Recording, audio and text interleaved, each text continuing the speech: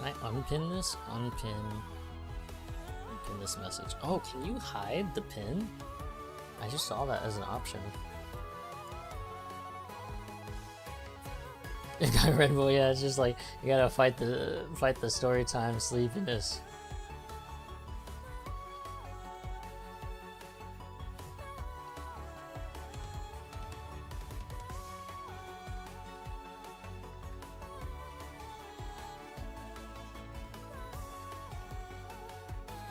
I need to change my YouTube account.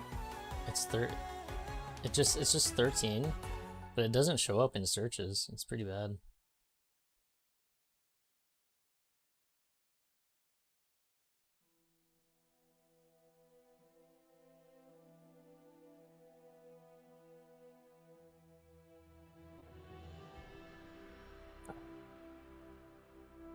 So this is a decent intro. How do I? Oh wait, first I need to find music actually.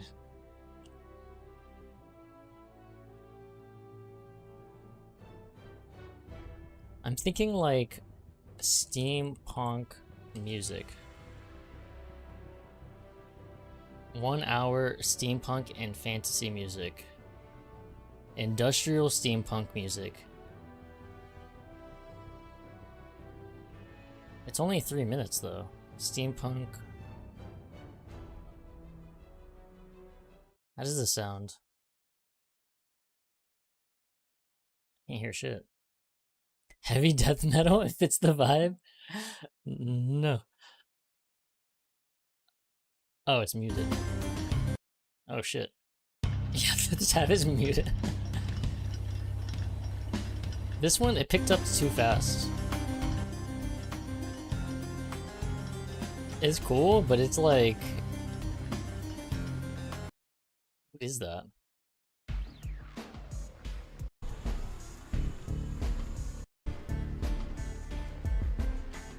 This is pretty good. Look, steampunk music, underground city. That's exactly it. Deep Lamp Town. Yeah, that's exactly it. The problem with steampunk is it can get too like electronic and too futuristic. But this is it. This is perfect. This is the exact vibe.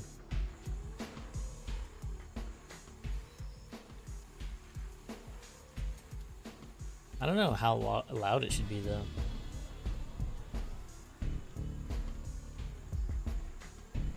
Okay, 40 years ago, London was stolen by bats. Of all things, bats stole London. Oh, it's too loud still.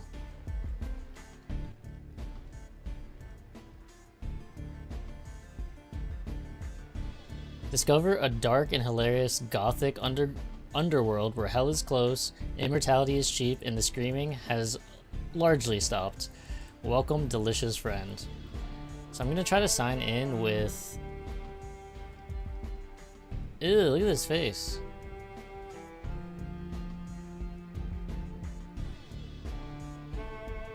With Google, and hopefully this lets me create a new account. Not the bats, right? Nice, okay. Character. What should my character name be? Should I be a lady or a gentleman?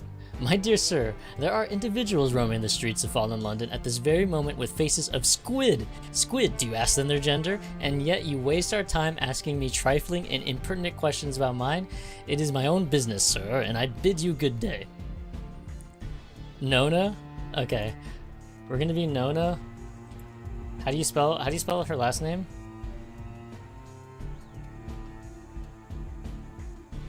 I want to pick this though.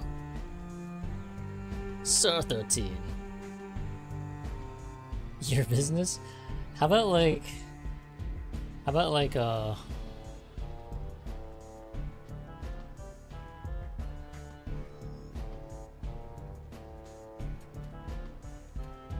about that?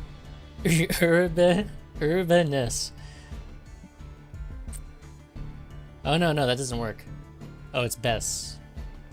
Urabesness. Urabesness. Or should it be like this apostrophe? I feel like the apostrophe is kind of cool.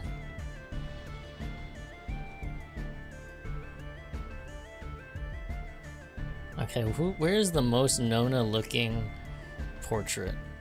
Look, a squid-faced guy. Oh, I can hide my...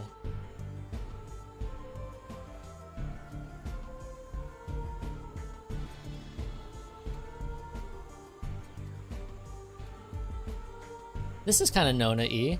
I like the glasses. I'm leaning towards this one.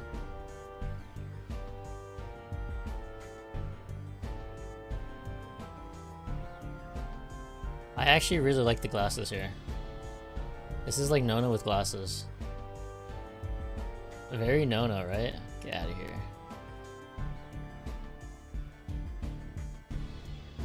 Alright, so we've been unfairly imprisoned. From here, freedom seems so close. Fallen London sprawls below your stalactite cell, vast and illuminated by 1,000 flickering gaslights. Only the bars of this... Hold on. This is too loud for me. Only the bars of this prison keep you here, and not for much longer. Hello, delicious friend. To find out who you are and why you're here, you'll first need to escape from prison. The classic Oblivion start, or Elder Scrolls start.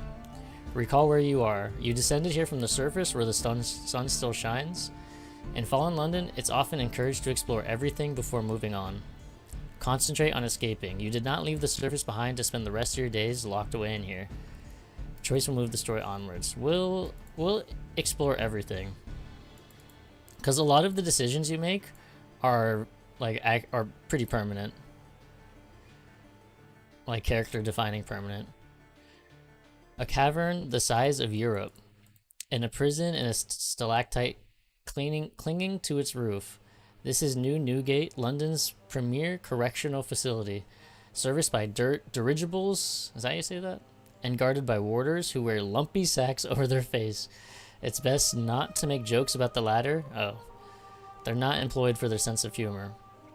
Below, the lights of fallen London glimmer at the edge of a dark cave sea like a handful of dropped jewels. During the day, quote-unquote day, when Londoners light more candles and gas lamps, the jewels are that much brighter. But above you, in the cavern roof, phosphorescent artificial stars are always visible. Deep, dark, marvelous, and now you need to get out. I need to work on both a movie trailer type voice and like a gravitas, like. Okay, so that was it for that choice. So we'll try to escape. Plan forms. This is New Newgate. I don't know if I like that. Formed from a stalactite. Oh, the entire prison is built inside a stalactite. Stalactite, that's how you say that. That hangs from the starry ceiling of the cavern. It's half... Oh, hold on.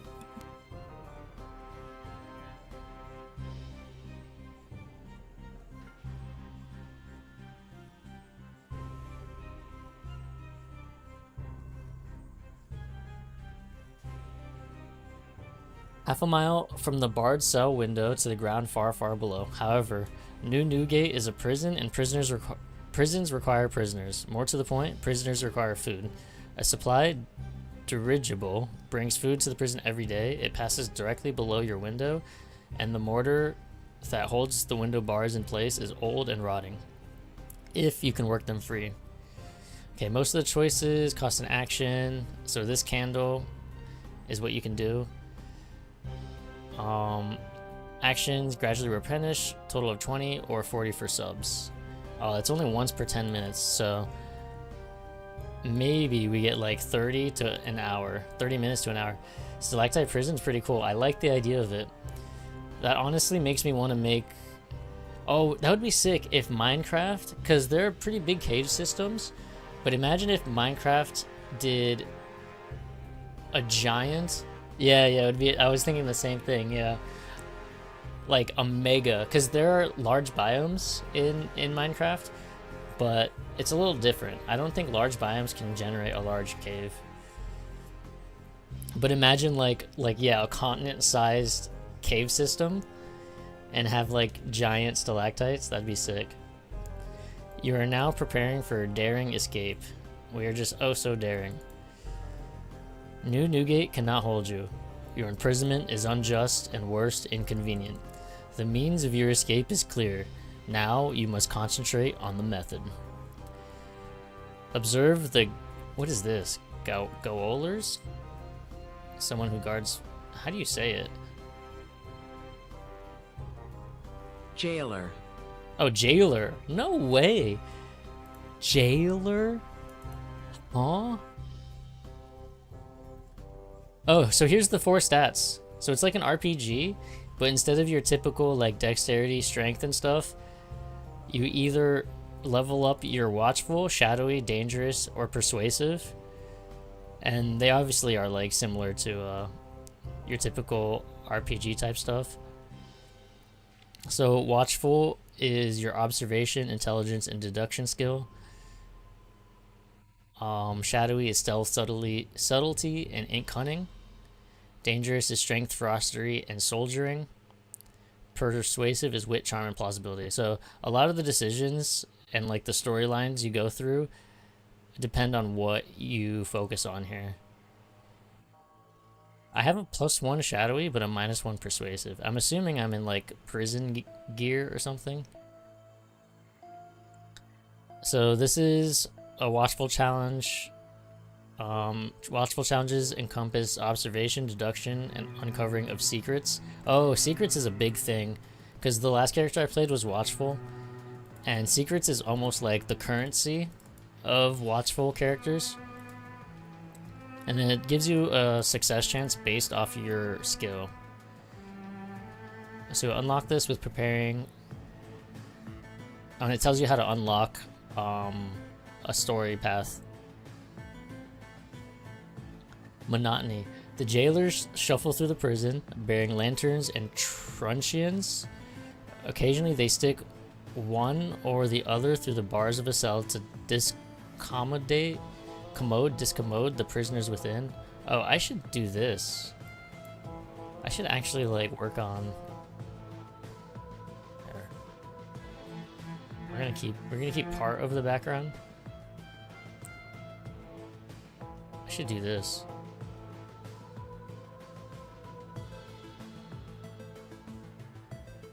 To discommode the prisoners within, you hear sobs, grunts, and the occasional Tharu from a rubbery prisoner. Oh, the rubbery are the squid people.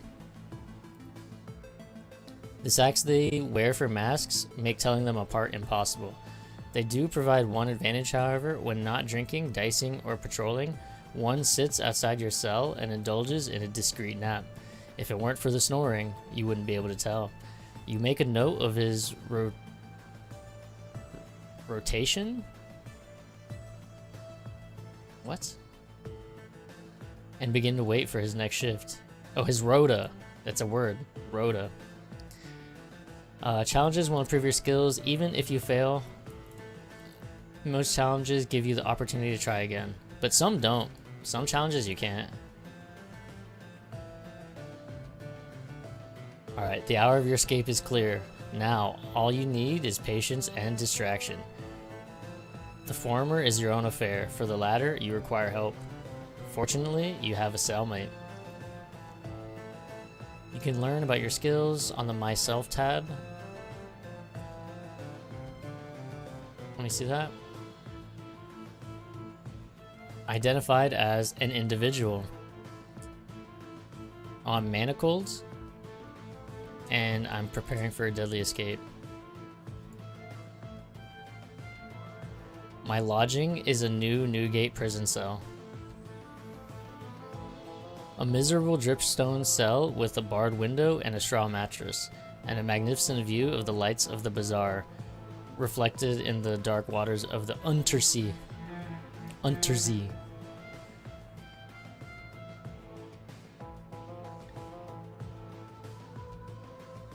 Convince your cellmate to assist in your escape. He is a little devil. The yellow eyes are a giveaway. He's unlikely to be sympathetic to the jailers. The question is whether he'll be sympathetic to you. Persuasive challenges encompass the arts of conversation, the forging of relationships, and display of your own riz.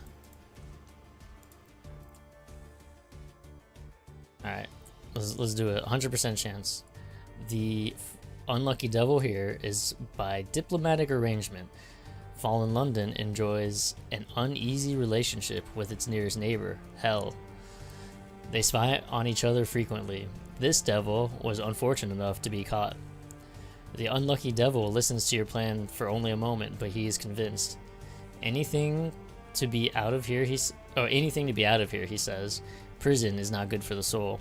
He gives you a hungry look and then turns his attention to the bars of your cell. So for a watchful character, the devils are actually...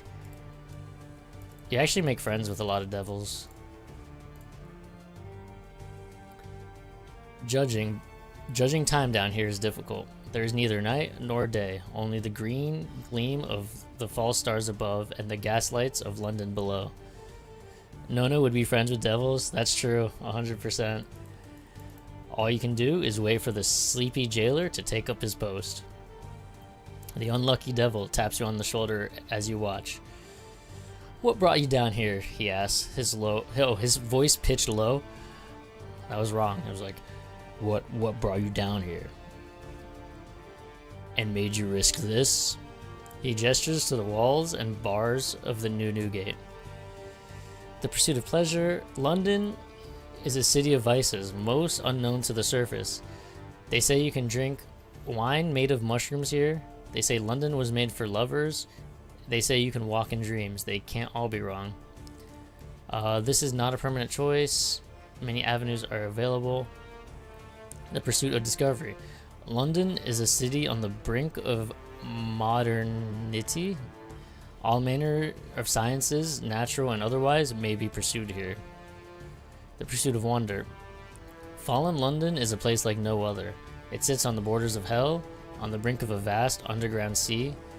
Rubbery men rub tentacles with devils, clay men, bandaged tomb colonists, and more. The surface is a world away. Oh, the tomb colonists, they're like a mummy. They're a bunch of mummies. And I think if you're a dangerous character, I think you mess around with the tomb colonists more. Pursuit of escape. Fallen London is a world away from the surface. Things are permissible here that are unthinkable there. Perhaps you wish to leave something behind. Perhaps you seek something unobtainable there. I don't know. I like the pursuit of wonder. Fallen London is a world away from the surface. I'm gonna pick this one. I don't know what it means. Oh, I think it puts you where you start. I don't know. The unlucky devil gives you a toothy smile. You won't be disappointed. London is a city of wonders. It even gives wee devils pause sometimes. He pauses for a moment and frowns. Wait, do you hear that? You listen carefully. At first, only the silence of the prison. Then, slowly you hear it. Soft but unmistakable, the sound of snoring. The devil stands up, brushing dust from his knees. Get ready, it's time.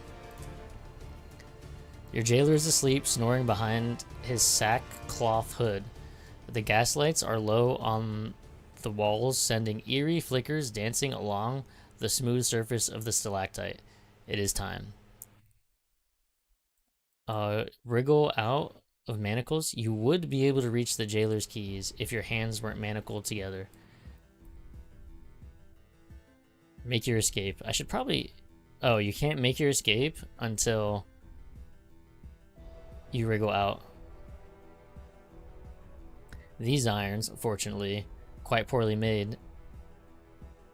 These irons are fortunately quite poorly made.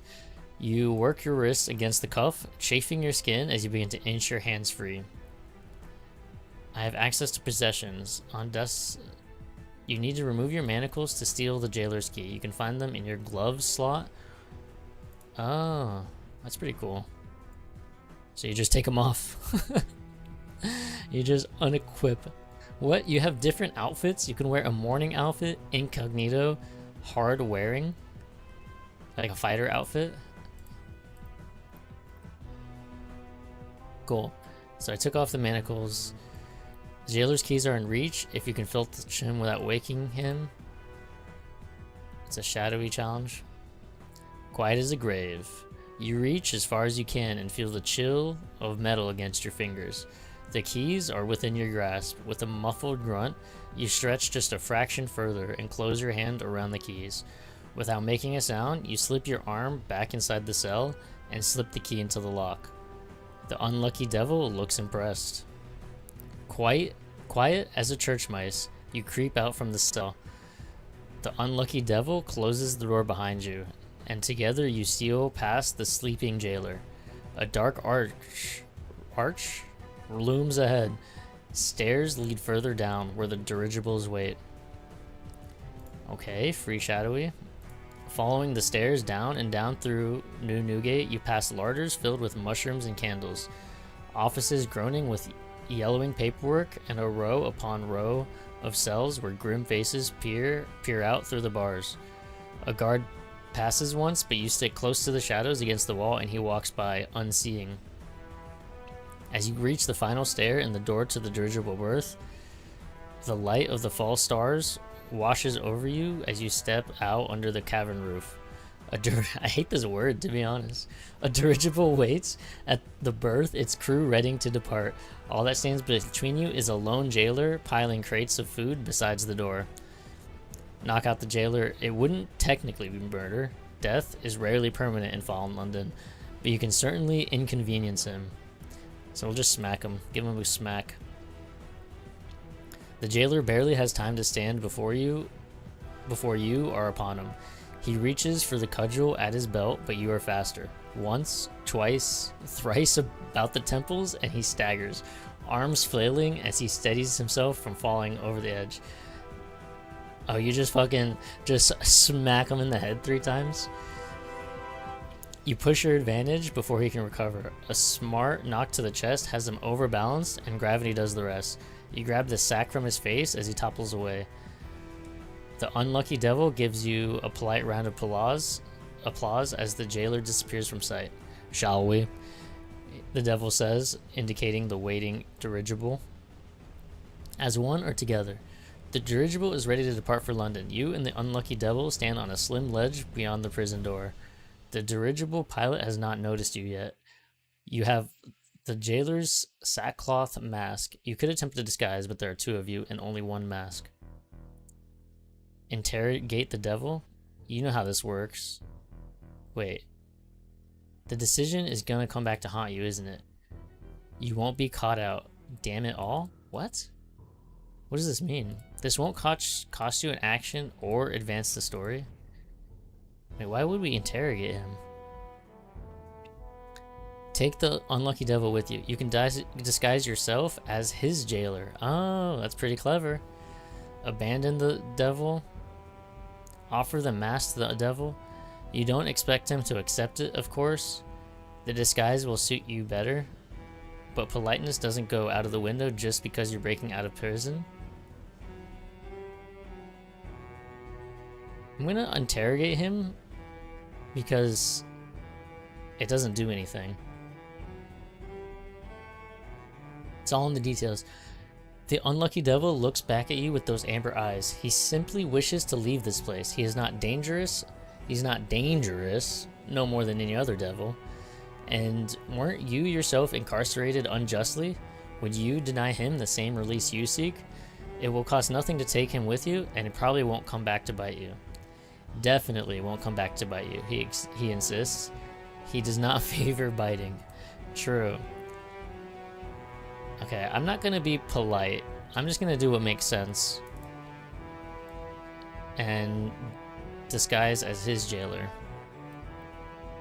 Flight from New Newgate. The unlucky devil gives you a quick smile as he grasps your plan. He falls into step behind you as you negotiate with the dirigible pilot. The pilot has noticed nothing. He expected to meet a jailer, and now he has. Anything more? is more than he's paid to notice. You nestle in the berth of the dirigible, the unlucky devil beside you. With a swift untethering of ropes, the dirigible is set free. Slowly, you begin your descent until Newgate is just one of many stalactites high on the cavern roof. Nice, we out there. The dirigible descends by slow degrees. You watch the false stars above become distant emerald glimmers. New Newgate slowly sinks from view, one stalactite among many. For the first time in a long while, you have a moment to plan your course ahead. Where will you go when the dirigible lands? You will be able to visit all areas. Each is suited to a different main skill, but you will need to advance all four to progress. So this is basically, each area represents one of the skills. I think to make it to the next island, you have to level up each skill to a certain point. Watchmaker's Hill, a fungal wilderness on the edge of the city. March wolves prowl its hinterlands while blind astronomers labor atop the hill. The Department of Menace Eradication plies its bloody trade here. So this is the dangerous side. It's a danger zone. Escape to spite. Foggy alleyways, ramshackle markets, and narrow tenements crowd together here. It is the poorest part of the city, peopled by the desperate and dangerous. Honest works are hard to come by, but dishonest labor can be found in abundance. Vale Garden. Work, you, wine and song, and all the pleasures of the underworld now. Work later. Honey dens and public houses abound, and it's whispered all manner of sin can be found. Escape to Ladybones Road. A crowded street adjoining the station to hell. A haunt of spies and informants, criminals, and constables, dense with fog and mystery. It's rumored there's a detective in there in need of any assistance he can get. So do I do an actual Nona? Because Nona would definitely go to Vale Garden. The problem with the persuasive stuff is it's very like companion-esque. So do we make Nona an artsy thespian? Nona would Vale Garden? Alright, I've actually have not done a lot of Vale Garden. Like, I've done a little bit of everything, but I kind of forget. We'll see. We'll see what kind of choices there are.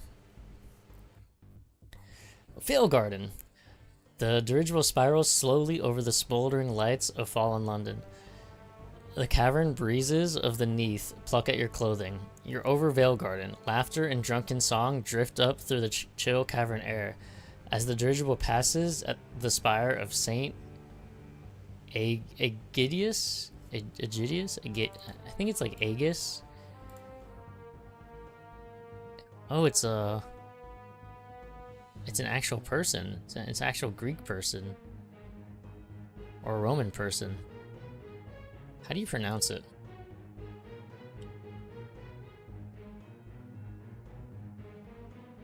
Aegidius? Danish? What the hell?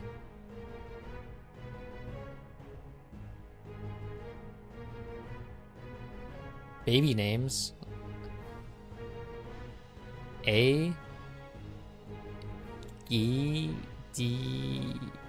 This is a terrible way to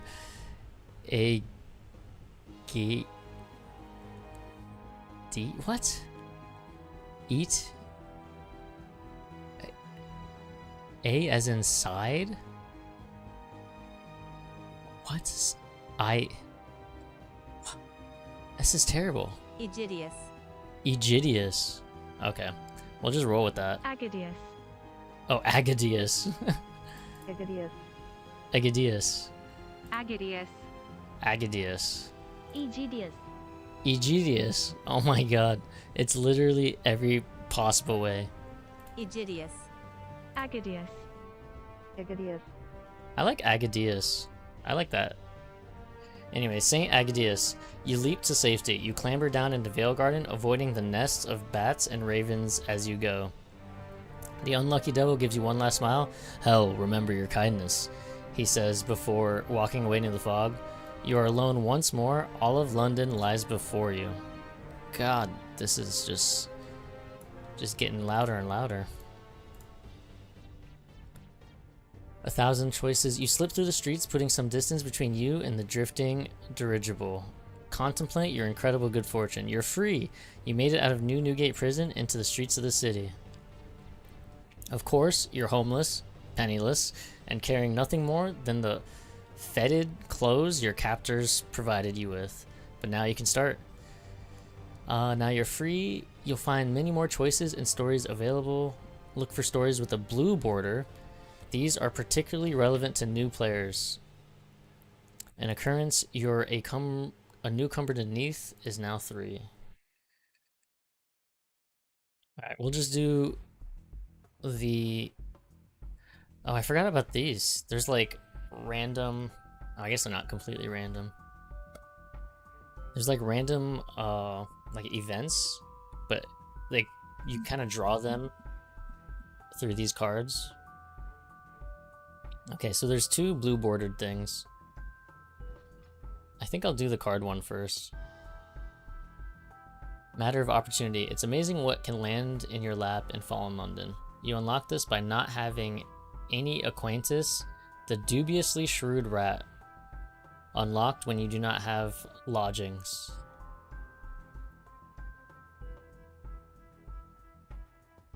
It's a quite amazing... Okay, a forgotten diamond, for instance. A fangled mushroom, an oddly helpful rodent. Admittedly, all opportunities are not created equal. The opportunity deck provides some of Fallen London's more uncommon options. Many stories begin or progress through the deck. The options can be often more rewarding than the regular ones. The contents of the deck will vary as you play and your character changes. It's worth drawing from the deck often. Cool. So we'll do it. A grubby inquiry. A grubby inquiry. An urchin tugs your sleeve. Unlocked when addressed is citizen, and unlocked with newcomer of the Neath. Oh, I wish I had the urchin voice. The fucking... What's her name? An urchin tugs your sleeve. Hello, people are wondering how they should address you. Let us know and we'll pass the word around. Something like that. Sir, madam, citizen, a term of address, That voice. I wish it was better. I wish it was like the, whatever her name was. Lisa Gilroy. Deacon, perhaps you're a member of the church. Perhaps you kept your title, even your faith. Lieutenant, you were once an officer. Damn, we got Shepherd Book. We got Sergeant Malcolm Reynolds. Private, your bearing is suitably military. Doctor, we got a doctor. Lady, we got Inara. Do you come from a noble family? No one will know unless you tell them. Lord,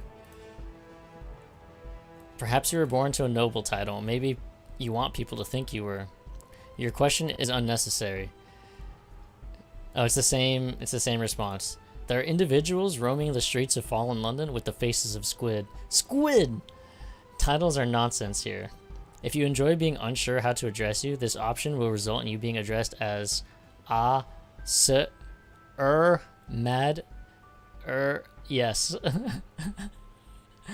That's the full address, or whatever, regardless of tongue test. Just all the crew, right? So what's Nona? Is Nona a madam? Is she a lady? Or is it unnecessary? Nona doesn't give a flying fox what she's called.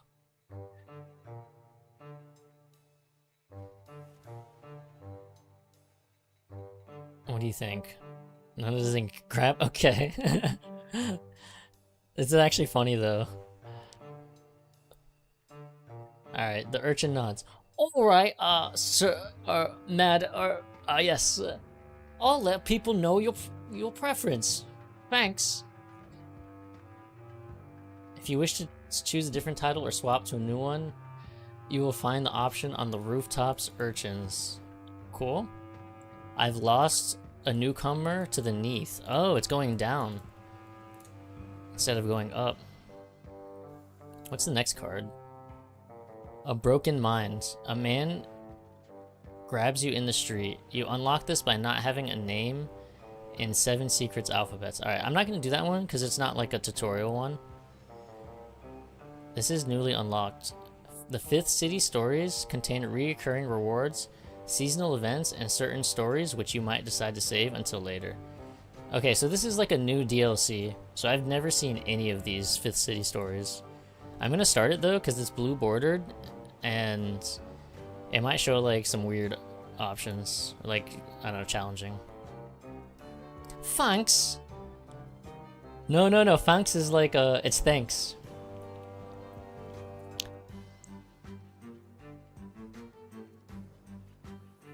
Okay, so you can hide these stories. Did you say 5th city? By what counts is it the 5th of anything? Of course. You know what? I think we're missing context on what the 5th city is. So let me do the winding streets. Finding your way around fallen London isn't always straightforward. There was a certain percussive reconfiguration when the city fell. True, but more than that, the place seems to enjoy a somewhat confounding relationship with space. It may take some practice for you to find your feet. You're just stupid. No, I can see how it's confusing. Thanks. Hit the cobbles. See if you can find your way from one area to another. This will unlock the map, letting you travel around the city. Oh, this isn't like a story. It's just tutorial still. You have unlocked the map. Look for travel button on the right side. I actually don't see it.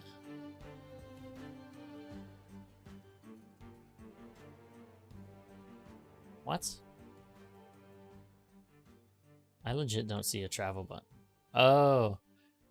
I have it hidden when I zoom in too low. Wait, on mobile, there's a compass symbol in the top right corner. If I zoom in, oh, it does count as no mobile. So I need to get it to the point where it's still mobile. Like right here. But this is way too zoomed in. I can't fucking tell what's going on. So I just can't zoom in too much. It has to be right here.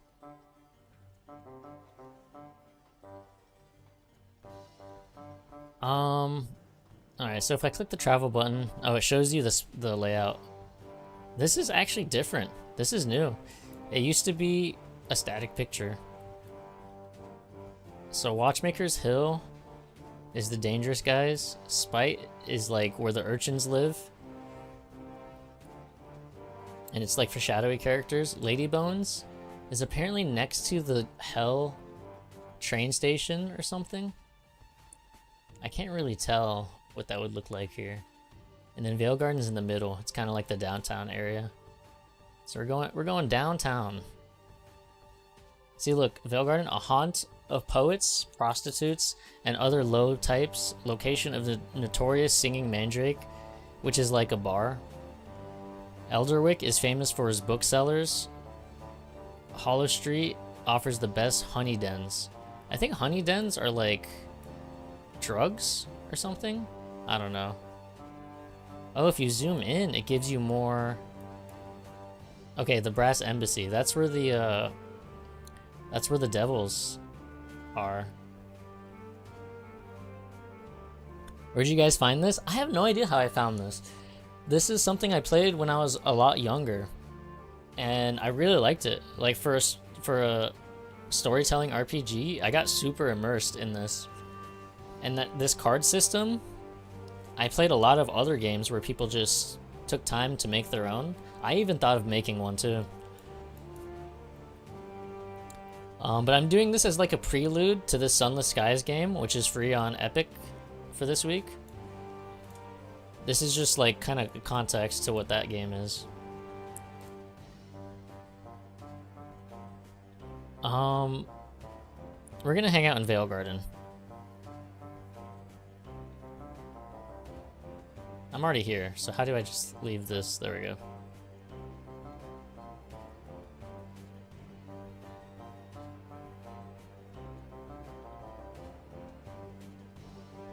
Wait, what?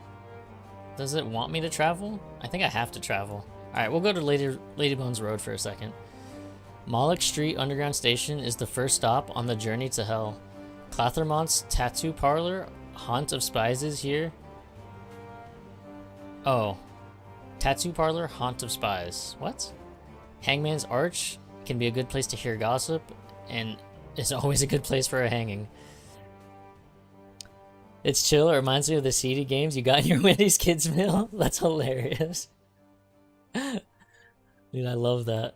It's quite the reference. Find somewhere to live.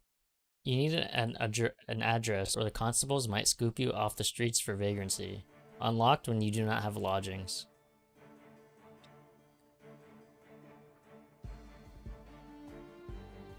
Find somewhere to live. Oh. Besides, it's cold out here, and you need somewhere to receive visitors. Charm your way into someone's home. This sounds like a Nona thing.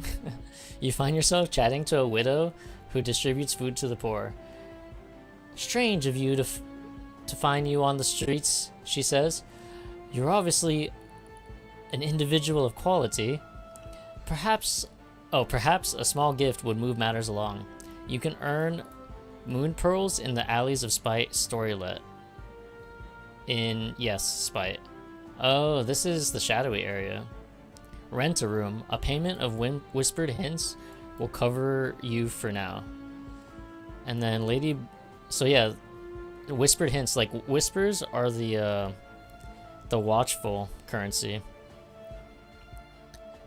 Nona is a charmer for sure. She also likes to just make her way into people's houses, right? Rent a room. If you don't have whispered hints, Rusty Gold will suffice.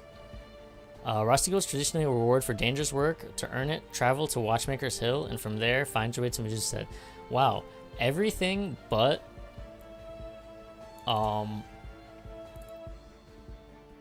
persuasive work.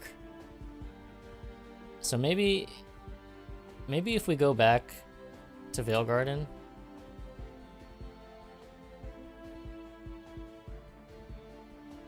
Huh. Maybe there'll be an option though. We'll see. We'll see what we can do here. Oh, it's a gold border. Wine, gentle persons, and singing of a sort. You hear that the landlord of the Singing Mandrake has finally got around to giving the vast pub a lick of paint. Alright, what does that mean?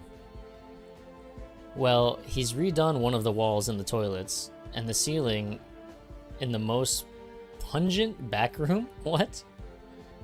Peer through the windows of the Singing Mandrake. It's only slightly seamed up. You might get an idea of what it's like before you have to venture inside. This will unlock the Singing Mandrake, from which you can begin making your name in persuasive arts. Nice. You have unlocked this by not having a name signed with a flourish. Amateurs. The window is closed, but the drunken singing of a higher standard than average, granted, permeates through nonetheless. It must be a cacophony in there. Tucked into one corner are ink-spattered Londoners, scrawling into notepads after prolonged, desperate stares into the middle distance. Those will be the writers then. Between the two groups, blushing and giggling, are those here to take advantage of the romantic atmosphere caused by such a dense expression of the arts, lovers or those seeking to become one.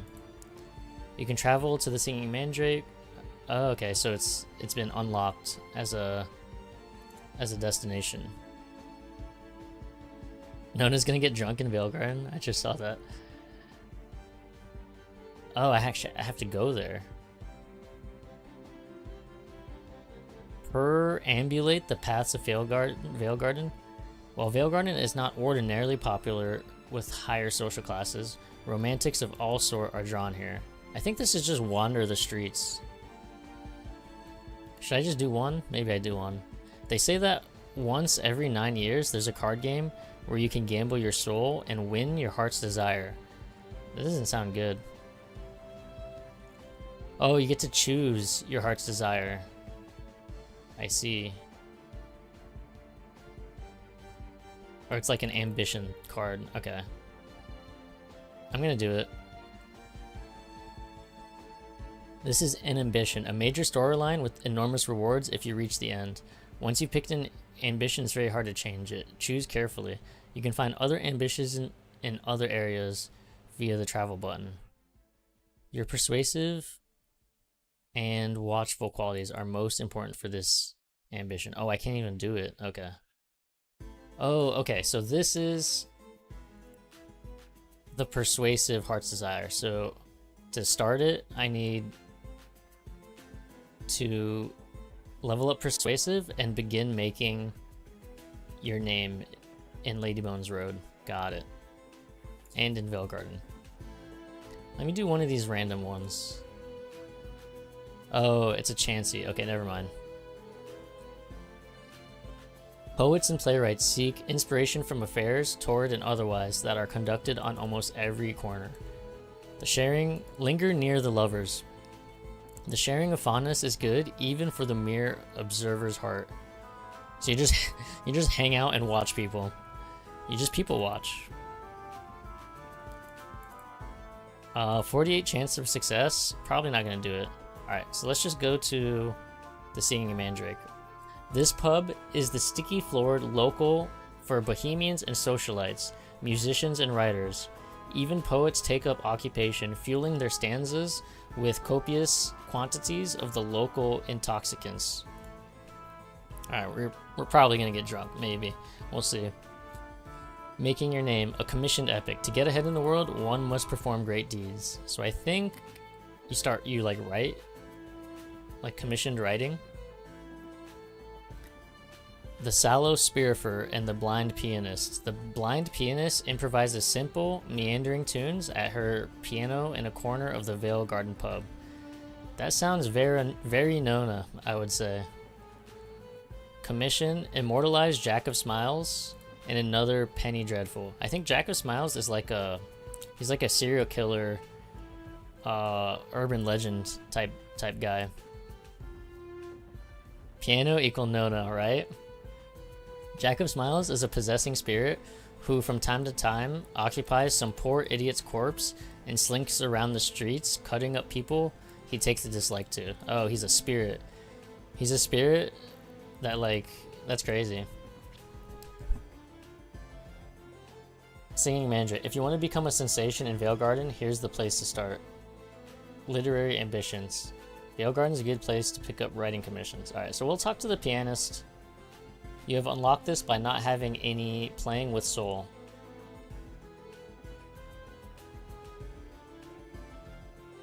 The Sallow Spirifer nurses his beer and stares at her back. Oh, there's a guy watching her. Oh, look at her. Does she know she's being watched? You could speak to her at the end of her set. Oh, if I'm not traveling, I can actually zoom in. The Sallow Spirifer. He's known as a dealer in souls. What does he want with the blind pianist? I'm gonna talk to her first. I'm gonna let her know there's a creep. Like, by the way, you know you got a creep? A chat with the blind pianist. You watch the blind pianist. She's hidden it well, but you're sure. The long teeth, the hint of sulfur behind the lavender water. Yellow eyes behind the smoke glass. She's a devil. A ripple of applause marks the end of her set. Her music is unconventional. Even the bohemians don't know what to make of it. She sits next to you at the bar and orders whiskey. You expected me to drink blood or tears, she asks. My kin like to play to the crowd. They threw me out of the brass embassy because I don't share their hungers. I see the Sallow Spirifer's back. He's an odd one. He says he only buys souls to return to their owners, but I'm not sure. I tried to be friendly, but he doesn't know you can trust a devil that drinks whiskey. Oh, devils don't like whiskeys? Is that? Oh, she's not like a blood-hungry devil, I see, or a soul-hungry devil. Your blind pianist in the Sallow Spirit quality is now favoring the pianist. Playing with soul is now 1, and I have 2 intriguing snippets. Scarce? Really? With who? This is worth remembering. So it's like gossip. Like I have like two pieces of gossip, basically. Okay, so there's no more pianist stuff. Let's go to the Singing Mandrake. Oh, tell a risque joke. This is literally the first thing Nona did when she walked into the nightclub. She told a joke. That's so funny. Tell a politically dangerous joke. This is much harder to do. 60% chance of success. Mock an insufferable poser. Seduce a struggling artist model. Unlocked when you do not have an admirer of beauty. And not having seduction artist model. Chat to a tipsy spy. 80% chance. This one's easy to do. Oh, but you need alcohol. Spread some currency around. But you need currency. Begin the Blemigan affair, a substantial story. Suitable for any player. Skills of 10 or more. Cost 30 fate. What's fate? Oh, it's like a DLC. Oh look, it's a penguin. Oh, I see it right here. Look at that penguin. Alright, so obviously we have to do the Nona thing. Oh, I didn't read it. Oops. I think I can do it again though. You gotta laugh, and the ladies in the crowd seem less shocked than stimulated. What? That's the Singing Mandrake for you. Tell a risque joke. After the opening of a popular review? Oh, this is the joke. A bishop waits on one of the more vibrant actresses at the stage door. Madam, he says. It doesn't give you the punchline though. What's the joke? Alright, let me see.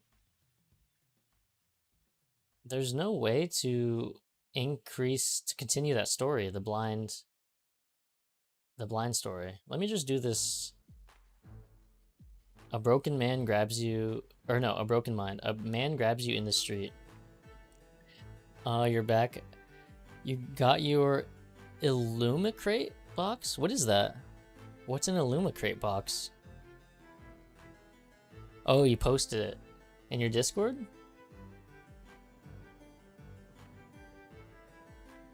Oh, I just saw.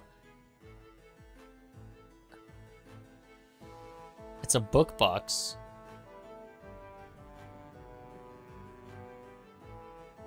Where did you post it?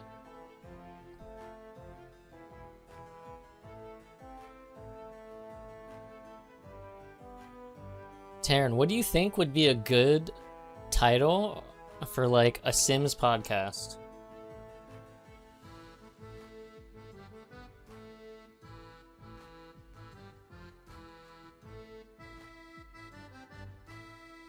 It's on your TikTok, but it's only one thing I got hyped over. It was a cup.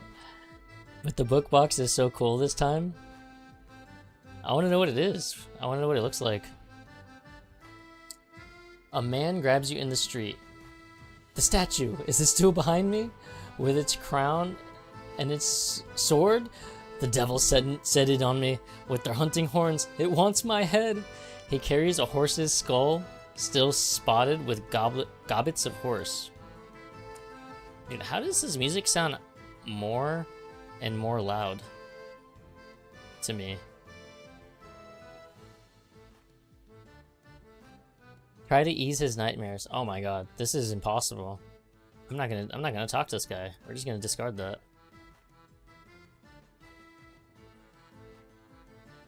The urchins. They're an eerie lot. The gangs of kids who rule the roofs of London. We can talk to the urchins. Oh no, this is... I can't do anything with them.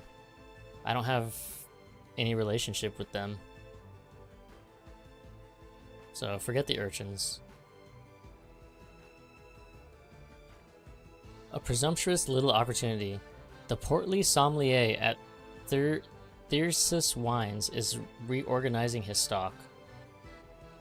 I can't do anything here either. This will give you a better rate than using your wines items. Oh, so you exchange your, like,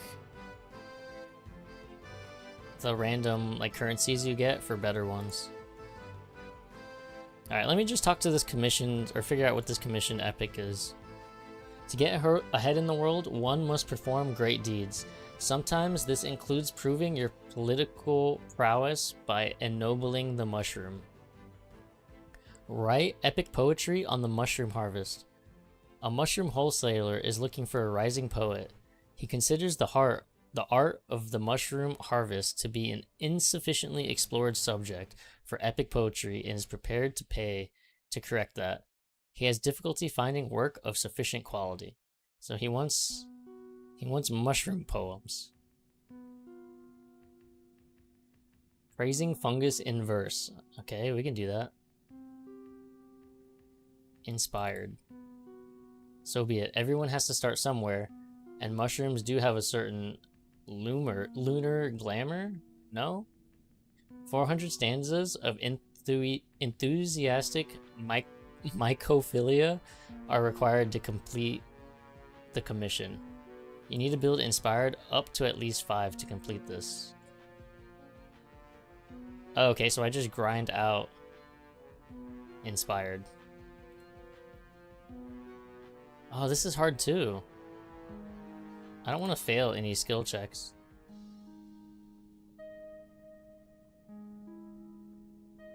This cup is from one of my favorite books. I now understand the weight. This is a dragon person. Is it the Aragon series? Box. Look at it.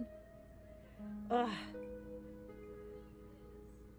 I love it so much. Illumicrate. Fourth wing. It does look cool. This is the... Is this part of the same series, or this is a different Vaishnavi? Patel. You can tell where what kind of Indian someone is by their last name. I forget the different types, like the different areas.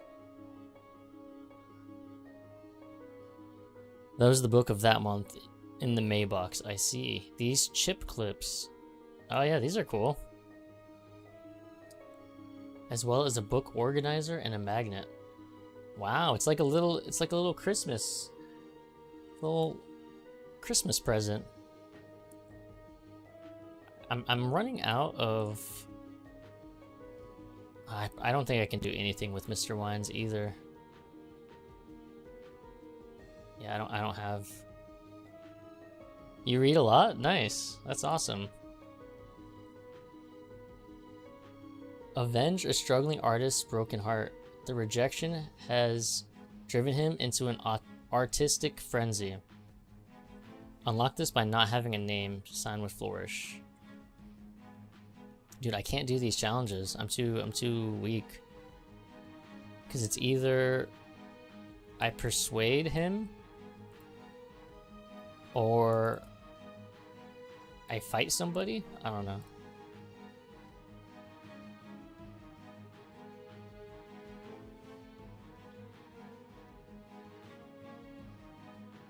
Maybe I do this. Maybe I charm my way into someone's home. Maybe I try to earn these moon pearls and try to bunk with this this widow.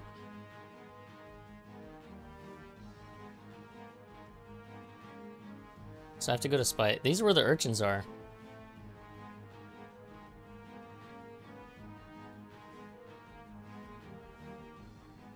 The sprayed edges of the book? What does sprayed mean? Oh, it's a video. Look. I didn't even realize. Oh, shit. That's crazy. And like a full art. What? That's insane. Dude, I love like the Super pretty. hardcovers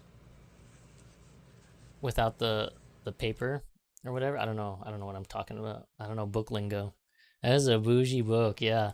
That is crazy. Like super eye-catching. Like if you saw that just laying on like someone's like end stand or whatever, you should see all of them. Do they all look like that?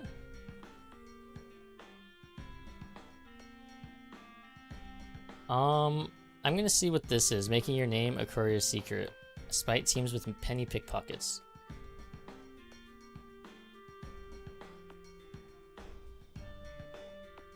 To rise above crowd, you need to pull off something ambitious. You've heard of a courier who moves incendiary secrets for anarchists. If you can intercept them, gather moon pearls to buy information about the route. Then steal the courier's secrets to unlock new stories. Earn moon pearls by working as a courier. Hone your shadowy skills. The ragged old market of Spite is known for its silk weavers and its pickpockets. Blythenhale is notorious for its feral cats. Flower Dean Street is in the heart of the worst rookery. What's a rookery? In Fallen London. This is a good place to learn the ways of the shadow. Breeding rooks? Animals? Birds? Bird breeding? Unlock this by not having heirs of London, by not having a name whispered in darkness. The Cats of Spite.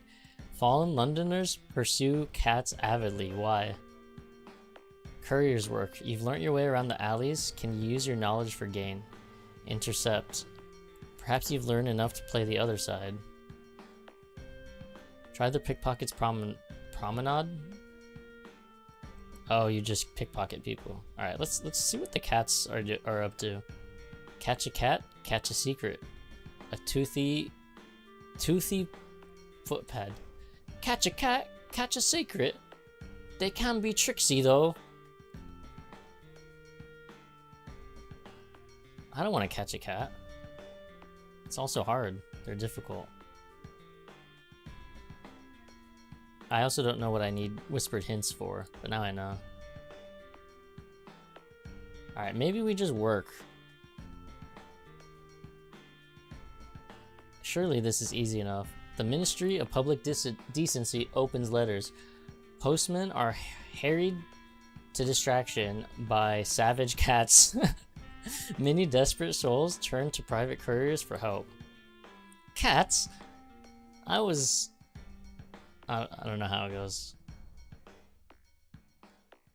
The coaster mongers of Spite sell chestnut mushrooms, blind cave herring, smoked bat, and secrets. The steely-eyed coastermonger needs you to take a secret to a colleague 5 streets away. Time is of the essence. Take a long and unobserved route. You'll probably get there on time, but you won't earn a bonus. Attempt a shortcut. No, we're just gonna do the 100% success for 10 moon pearls. I think I need 20, so we're gonna do this twice. Just in time. That'll do. Here's your pay. Okay, so I think if I talk to this widow again. A place to lay her head. Are you a replacement for a child she lost? Or is her interest in you a little less chaste? Either way, you've become the soft-hearted widow's guest. You deserve somewhere better, of course, but this will keep you out of the cold. It's a big improvement on the prison cell you were in such a short time ago. Nice, I found a home.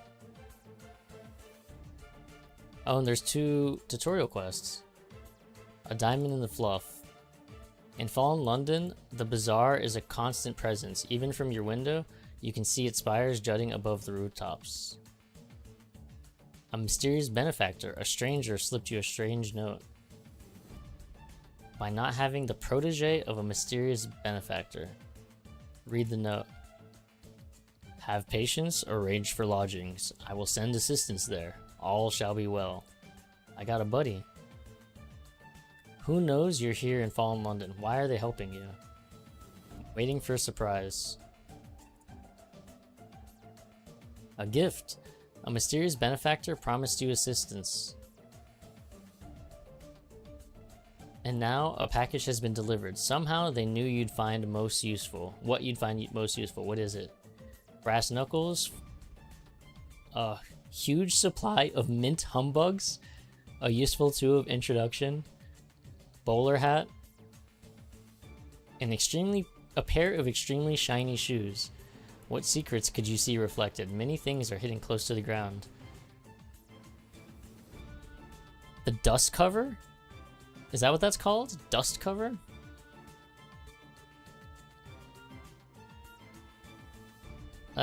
Yeah, I think taking those off are cooler. I knew there was a name for them, but I never knew that was the name. I didn't know what to call it. The paper thing. Alright, I'm gonna get the persuasive item. And I'm now associated with a benefactor. Oh, what a taste. The smell of these things can knock bats out of the sky. They should be useful in breaking the ice, although you'll need to hide them when the urchin gangs are about. Those rascally kids.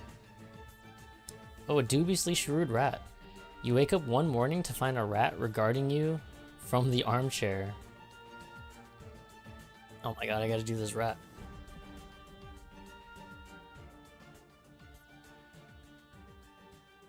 I've been watching you, and I ain't much impressed with what I seen.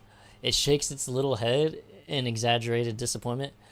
You better wise up fast. This city can be... Oh wait, he's not ratty enough. This city can be fearsome unkind if you trust the wrong people. It looks away and quickly and sniffs. Lucky for you, I'm here, and I got time on me hands. Time enough to show you the ropes anyway. I feel like that wasn't ratty enough. I feel like that was too gruff. Oh, I hate it, dude. You hate literally every voice. I think it needed to be more ratty. Even more hated. Ask what the rats get out of it. Is it expecting you to pay for its advice? Bed and board. No. Wouldn't dream of it, it says quickly. It is incumbent on... What? On the master to educate the novice. I'll do it out of the goodness of me heart. The goodness of the dubiously shrewd rat's heart apparently doesn't prohibit it from living in your sock drawer. I'm between residents right now. I don't know why he sounds like that. He kind of sounds like... It looks like that. An unusual wager. I don't want to talk to this guy. He looks crazy. The Dubiously Shrewd Rat's Guide to Fallen London. There you are. How you getting on? Oh, busy day, but, you know, I always make times for you.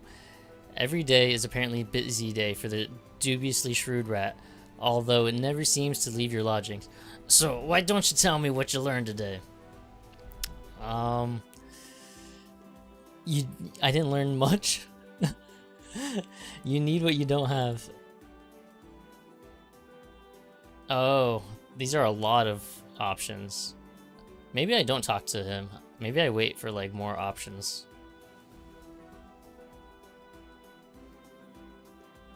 Actually, no, I'll do this, because it doesn't cost anything.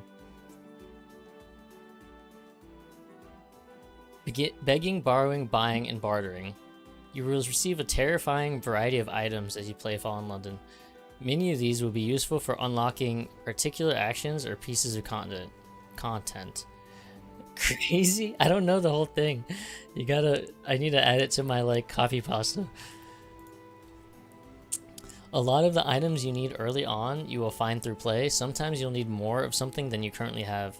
Unless you know where to find more, you can often turn to the bazaar. Merrigan's Exchange in particular carries a whole host of useful oddities. You can usually sell some of what you have to buy what you need. Some things can't be bought, but many of them can be obtained by using less valuable items from your inventory. Trade jade for relics, stay up all night talking with the respective scientists, barter valuable souls. This is an important way to get your hands on more particular items. Alright, rat. I ain't talking to you. In Fallen London... Wait, I think I read this one. The side streets around it are reserved for the city's more influential types, which you are very much not yet. But the goods that flow through the bazaar reach every part of the city. There's money to be made by those with something to sell, like, say, those who have just spotted a shining gemstone wedged beneath the floorboards. Of course. I was crazy once. They locked me in a rubber room with rats, and rats make me crazy. Is that how you say it? What is it from? Pry loose the diamond. You were told that anything left in the room must have been forgotten by the previous tenant, and thus should be considered fair game. Free diamond? A leg up. You pop the jewel out from between the boards and dust off accumulated dust. It's fine. It's a fine one, and it's yours now. You've not yet made yourself familiar with the buying and selling of goods in the city, but you have a line on someone who'd pay a good price for this. 1 mislaid diamond. Visit the Smiling Fence. She works out of a dingy warehouse in Spite. Though, aren't all warehouses dingy down here? True. A matter of Neethi commerce. I don't honestly know. I know. I think you mentioned it was just a meme, maybe? She smiles. Of course she does when she sees you. But there's a nervous, saccading motion to her eyes, like she's trying to watch all the entrances at once. What have you got for me, then? You have unlocked the Bazaar tab. From there you can buy and sell items at various different shops. Sell your mislaid diamond to the Smiling Fence to continue. Her eyes glisten as you remove it from the bag. Oh, 12.5. 12 and a half, whatever these are. Echoes. That's the money. Oh, echoes are the currency of the bazaar. 100 pennies are 1 echo. Get echoes by selling the treasures. Nice.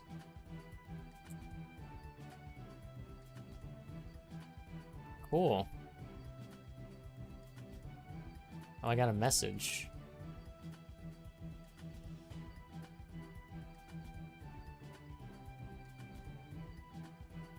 Purchase.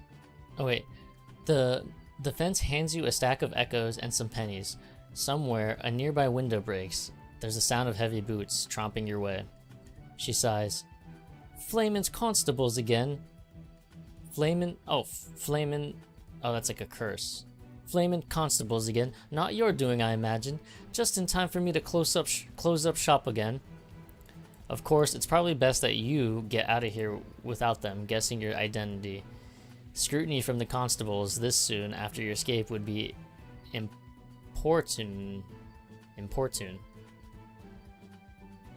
I see, says the fence, smiling wider. Well, it just so happens that I've got some togs for sale. Quickly now, before the sea's a lot. How do you buy it? Oh, maid? Faded morning suit. Or a maidservant's uniform. Oh, this one gives you -1 shadowy and -1 persuasive. I'm not gonna do that. I'll get the suit. It just makes me less dangerous. Desperation clings to this like dust. Actually, perhaps this is dust. No matter how often you launder it, that sadness clings. Alright, we'll get the suit. Oh wait, I think I need to buy both. No. Just one of them. Home safe. The constables only have eyes for the fence and her goods. She seems entirely unconcerned by this. It is just, as she says, the cost of doing business. Fortunately, the bobbies don't spare you a second glance as you slip into the night.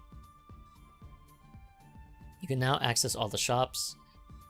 You'll acquire items that you can sell. For starters, sell some of your unwanted clothing from prison. Holy shit, this is a lot. Bundle of ragged clothing? Yeah, we'll sell it. What if I need it? Prisoner's mask? Give me shadowy. Manacles? Could probably sell that. Leg irons? Alright, we can sell those. But what if I needed those?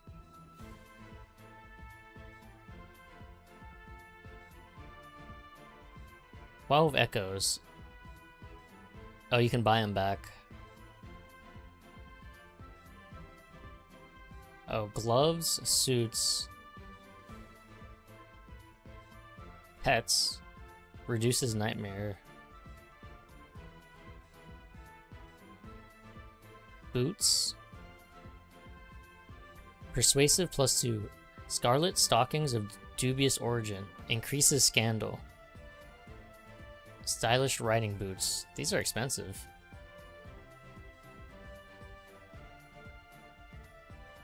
Oh, these are fancy suits. Corseted dress, formidable gown.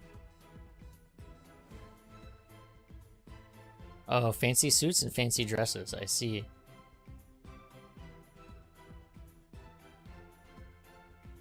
Rings. Potions. Oh, random, like junk currency, in case you just want to buy it. You can buy a follower. More of these important currencies. Oh, keys to a new home.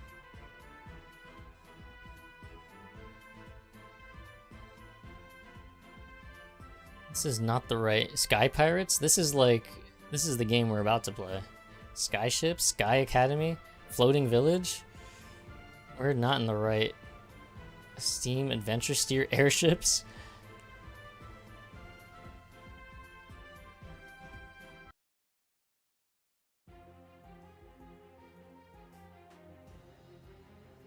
What is this? I don't know what this is. This is probably some endgame stuff. I kind of want to buy Bottled Oblivion. I want to buy this walking stick for 2 persuasive. Oh, tasseled sword cane. Oh, that's expensive. The walking stick is just +2 persuasive for free. I'm gonna buy it. And then maybe I get a hat. A mask. For $1. Or get it. Sporing bonnet. Are those really mushrooms? It gives me nightmares build up. That's not good. Nightmares is really bad. Increases scandal. I feel like scandal is not good either. Gay bonnet for $5. I already bought something. -1 dangerous, +2 persuasive. Pair of magician's gloves. These are cheap too. I'm gonna buy those. But now I can't buy...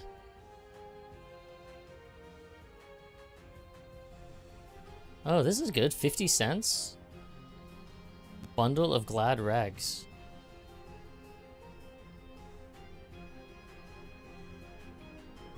$50 for 2 persuasive.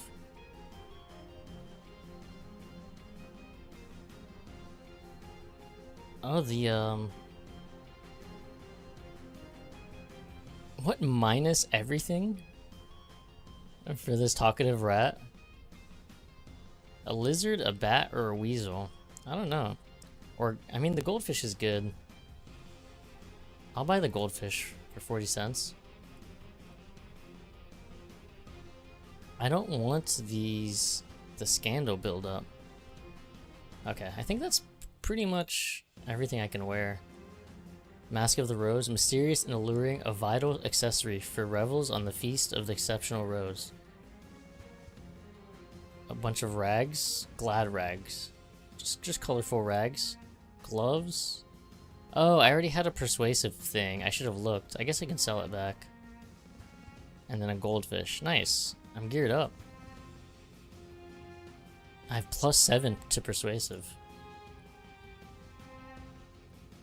The matter of fate. Fate is Fallen's premium currency. I got a coffee. Use from the possessions tab to restore 10 actions. Nice. An exceptional story. Laws of the game.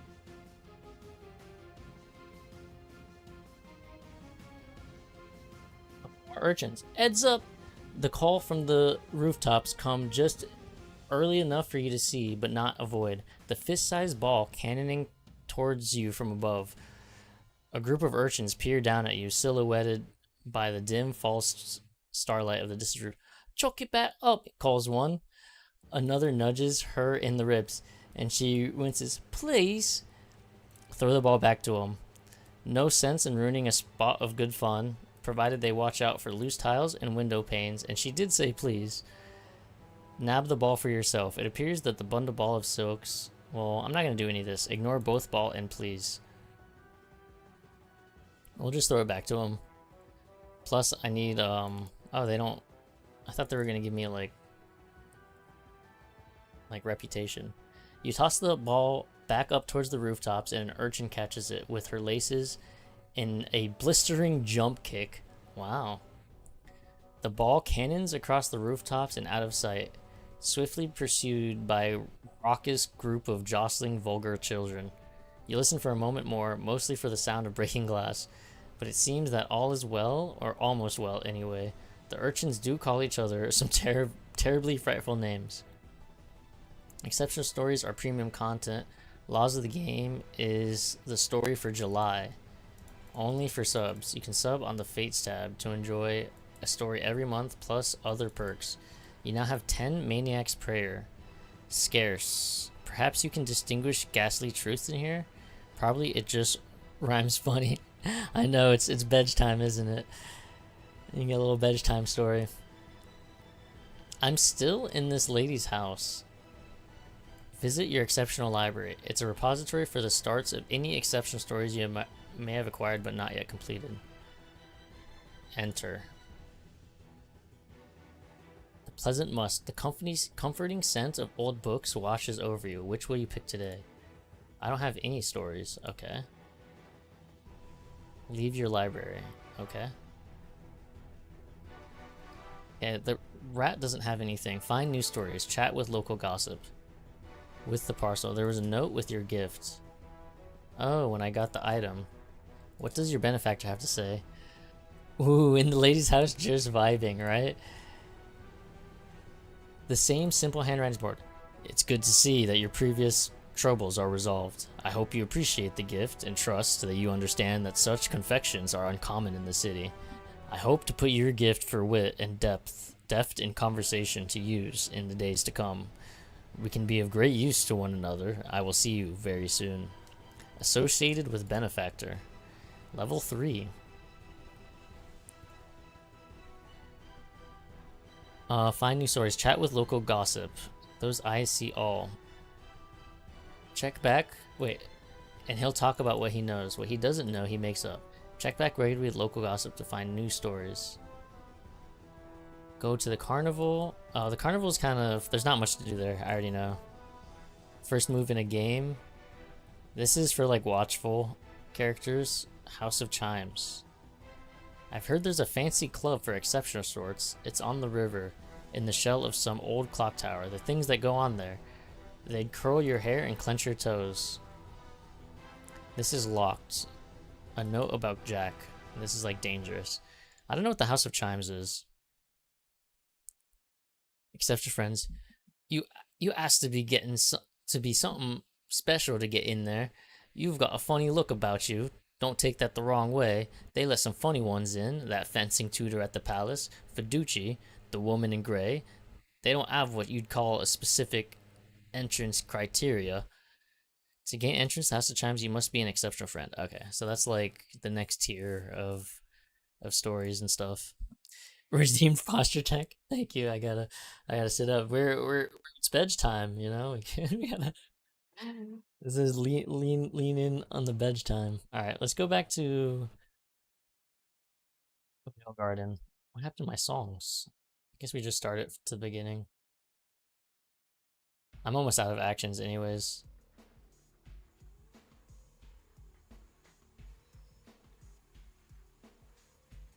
A tipple with the Bohemian sculptress. The Bohemian sculptress lives near you.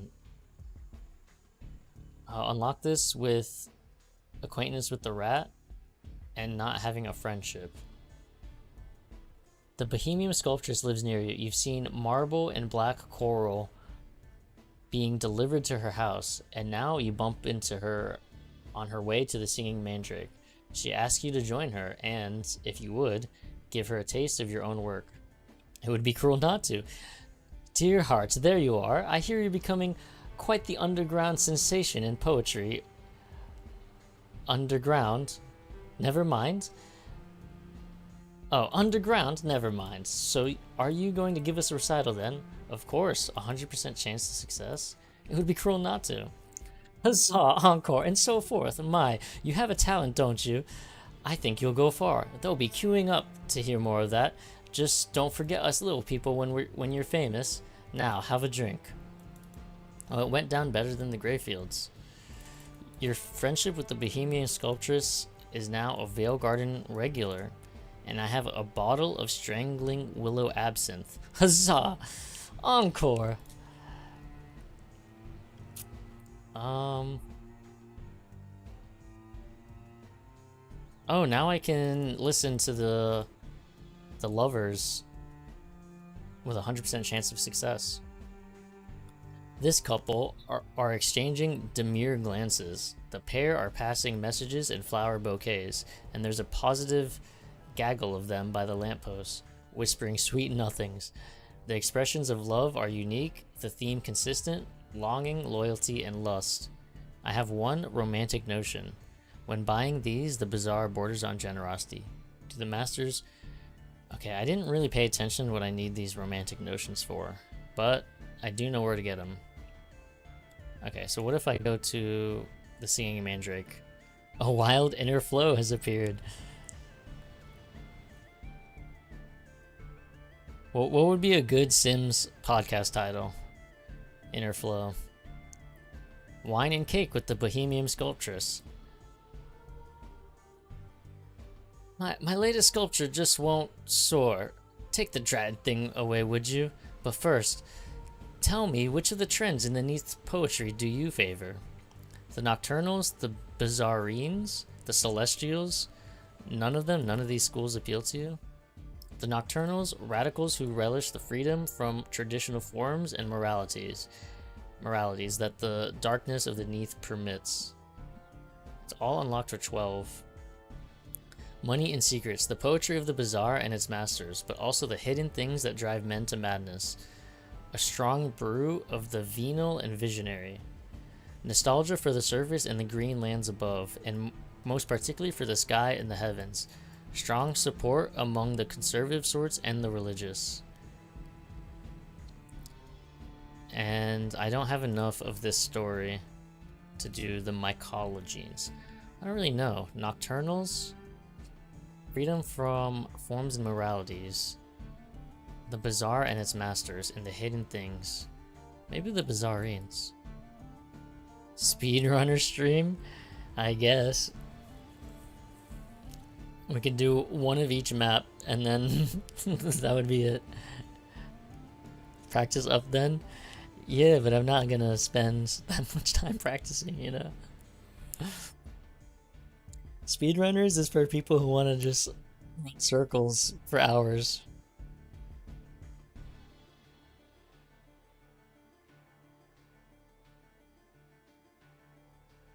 It's like, I legit would rather go outside and run than practice playing speedrunners. Oh, spired thing, dear as rubies. Oh, but of course, the Bizarrine aesthetic is so mysterious, and the patrons are not wanting a few echoes, if I might be indelicate. Friendship is now 2.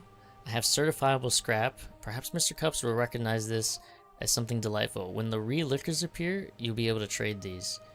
I'm ruthless? because I sang about the, or asked her, or was interested in the Bizarrine. You are most often associated with the Bizarrine movement. Fallen London has its own artistic movements. Perhaps you ignore them, perhaps, but they don't ignore you.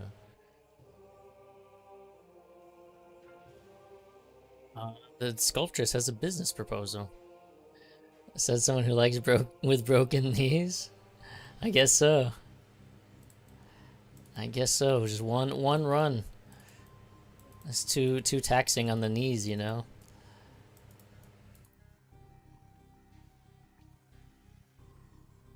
Dear heart, I found some work for you. A patron for your poetry.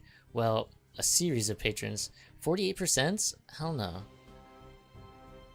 We're not doing that. I guess with the last bit of actions, well, I have an item.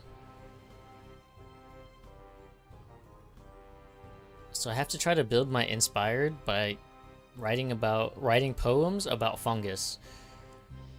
90% is pretty good. He surely can't expect you to go out and watch the mushroom harvest in person. Oh, Valorant's ready. Wow. Persuasive 6, inspired 2.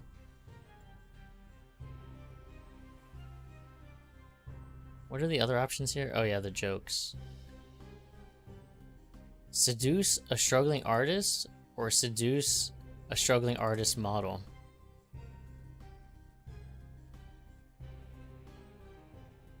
Let me do the politically dangerous joke just to see what happens. How does one distinguish a master of the bizarre from a barrel of sheep's urine? Let's hope the audience here is sympathetic. You don't want another spell in New Newgate. A roar of laughter. They'll remember that one. Let's hope the constables don't hear it from them. In the meantime, you're the center of attention. Always a pleasant place to be. You leave the Mandrake with a bottle of good wine tucked under your arm. Oh, you get more bottles. A beetle the size of a boot sits atop a tar barrel, nonchalantly twiddling its antenna. Not every day in the Neath is the same. What? Oh, I can talk to the spy. It costs... I think it costs a bottle of wine. Okay, so you can trade one bottle of wine for 10 whispered hints, inscribed in tiny letters on a slip of paper small enough to tie to a raven's leg. Wine and company loosen her tongue. She's not indiscreet enough to say who she's spying for, a surface city, a tomb colony, hell, but she does pass on some rather startling information about city politics. I see. Okay, I think there's a way...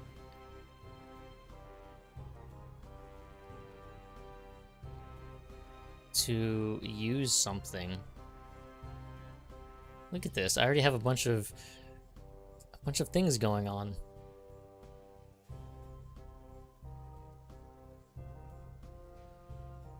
I forget what it was called though. Oh, sustenance. Oh, I'm in a storylet, so I need to leave.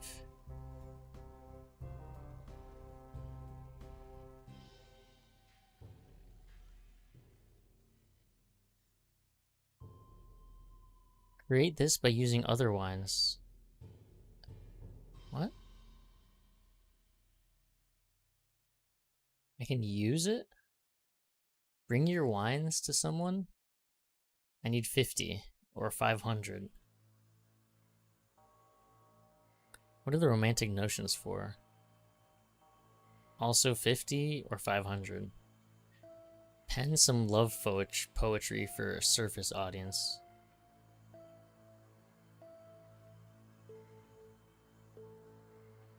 Cool. 10 more actions, but I don't think they're gonna... Alright, I'm not gonna talk to that person. Avenge... I'm not gonna avenge no one. Opportunity for profit. In a public house where ruffians gather, you hear two...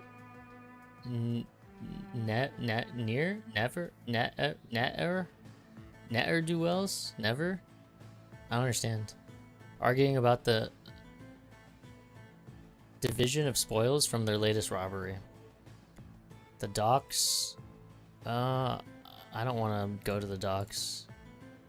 An invitation to linger. London sometimes seems to demand blind hurry, but every so often, a bustle of the streets slows of its own accord and bid us and stop and listen to the city. What is this? Oh, refresh 10 actions. Nice. Okay. I already talked to her. Mock an insufferable poser.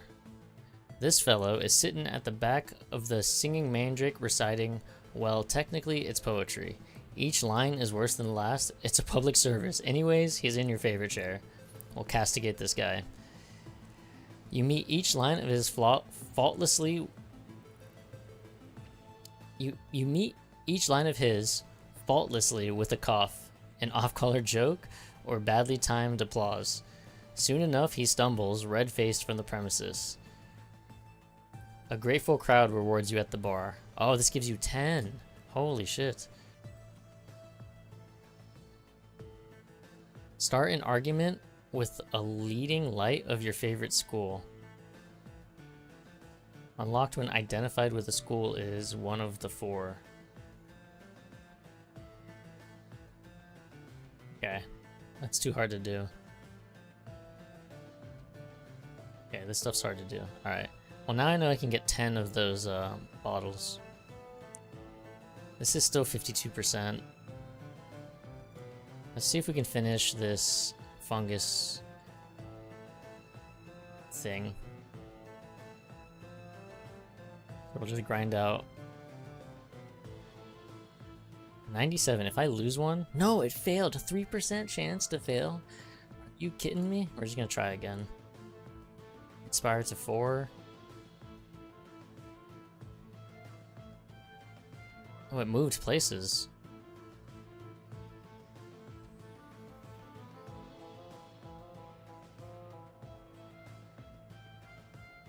Alright, I think one more. 100% chance. Nice.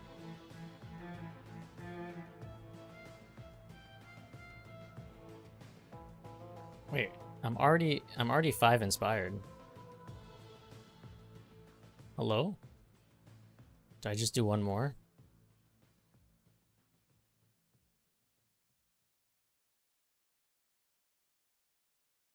You unlocked this with inspired 5. I needed 4.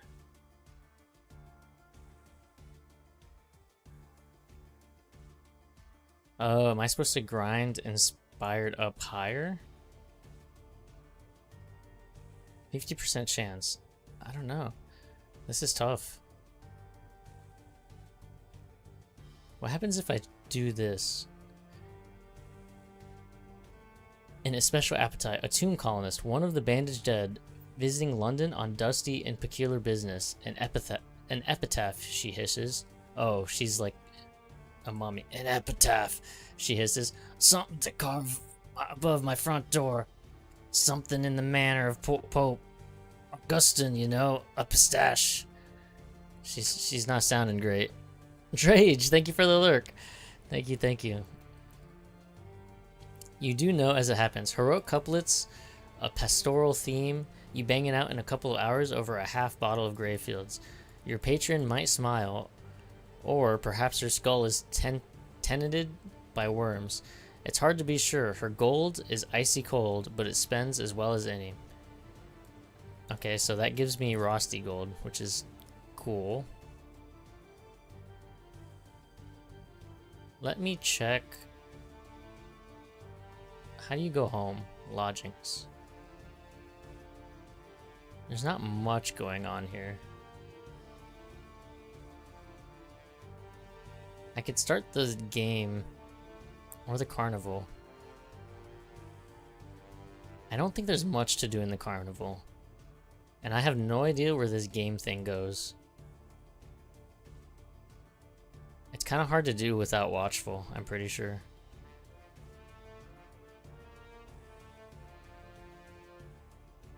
Wait, why am I user G? Did I not set my username?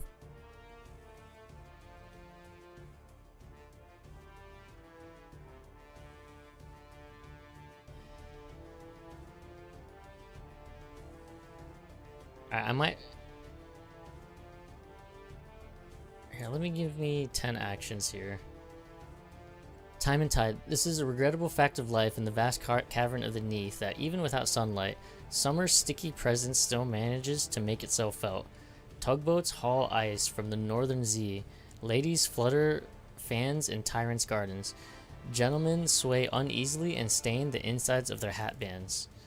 This card will become available again when Time the Healer comes. Oh, so once a week. A note from your benefactor. Could you be a dear and get me some books? I unlocked it with having persuasive. A few volumes of the Crypto Spelunker's Almanac and anything similar you can find. Leave them under the big ash tree in Tyrant's Gardens. The Crypto Spelunker Almanac has been declared forbidden by the Ministry of Public Decency. Finding a bookseller who might part with the copy shouldn't be beyond you. You're having none of this. You're not gallivanting around the city on the orders of some unknown villain. Hang them and their humbugs. Ooh. I'm gonna do that. Oops. I lost my mints. The reek of the humbugs is getting on your nerves. You spend half an hour burying them at the foot of the stalagmite. It still takes a day to get the last of the smell off your fingers. Yeah, they were stinky. Alright. Luckily, I already bought something to replace that. So it worked out. I don't need to sell it. Alright, 70% chance. Let's see what happens if I do that. I fell and my inspired dropped. And I didn't gain anything for doing it.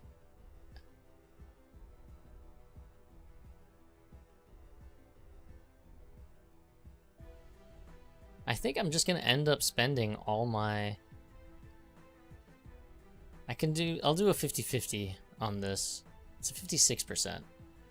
Playing Cyrano, you see, I know all sorts of love-struck types, poor creatures, and not one of them can pen a line of half-decent love poetry for their intendants.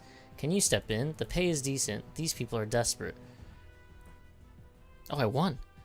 Got it. Getting along nicely. The first two liaisons are emboldened by your work go splendidly. After that, word gets around that you're the one to talk to for romantic verse to order. Chaste and virtuous, epically impassioned, subtly erotic, you do it all. And the pay is good, despite the sculptress generous cut. Veil Garden regular, and I have jade fragments. Nice. A noted editor. Oh, this one's too hard. I need 18. I gotta finish this book. I think all 8 actions. This is probably gonna take all my actions.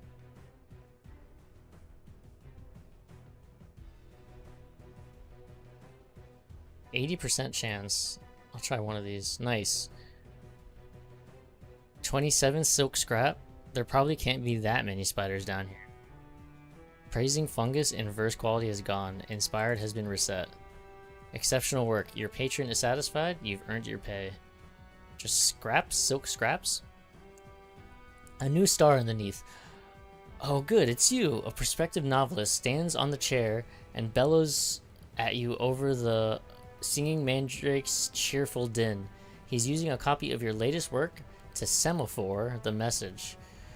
Join his group for a drink. Gracious in literary triumph. Each of his friends have a copy of your mushroom epic. Every copy is well thumbed. Some are heavily annotated. Their admiration is palpable. Sit at the head of the table. Honor your new friends with your wit and wisdom. Celebrate thoroughly. Indulge yourself with wine and lust. The hedonistic choice. Whispers of inspiration. Take seat at the head of this table. Outshine them all. Oh, so this is like, what's magnanimous? What does that mean? Great of mind or heart. I'm gonna do that one. I think magnanimous sounds good. Celebratory evening. The glasses lift high and toast after toast, sloshing black wine. Your companions top up your drink whenever you pull it from your lips. Even the most jealous doesn't take the opportunity to poison you. How civilized. When two other tables, one headed by a notable jewel thief, the other by a wayward heiress, grow raucous, your friends raise their compliments to a bellow. One of the heiress retinue licks something golden from a silver spoon.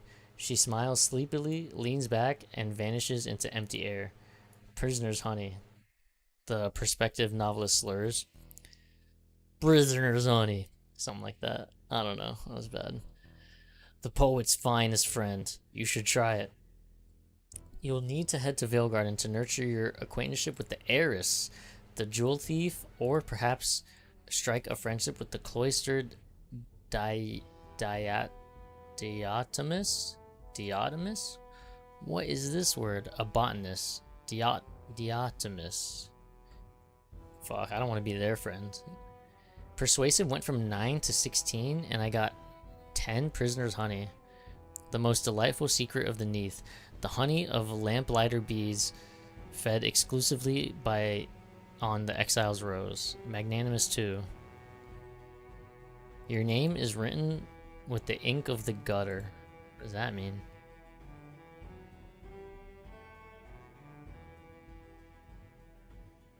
Commission, immortalize Jack of Smiles. Oh, another commission. Publish your experiences with Prisoner's Honey. I want to finish this 69%. That's a pretty good, that's a good percentage. Thank you for the rat gem. I'm actually pretty close. Once my actions hit 0, I'm gonna move on to the actual game. This is just like prelude. Look, dear heart, that's Mr. Huffam over there, arguing with the tradesman. Go and make an impression. Alright, an impromptu recital. What person of character doesn't enjoy poetry? He'll enjoy yours, whether he likes it or not. 69. Let's go, let's go. Aw, he's a little busy. Mr. Huffam, in an annoyed, finger-poking conversation with his printing press engineer. He doesn't look up at any point in your recital. It's his loss. Damn. Maybe try one more time. Oh my god. Let me do this. Publish your experiences. You need to build up inspired. Oh, I see. Okay. So I can write about honey. I can write about this like urban legend guy.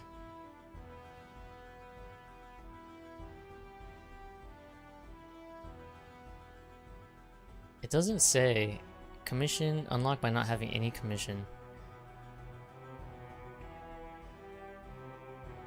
Alright, Jacket Smiles, a possessing spirit who from time to time occupies some poor idiot's corpse and slinks around the streets cutting up people he takes a dislike to. Eventually, some public-spirited citizen always catches him and puts him down.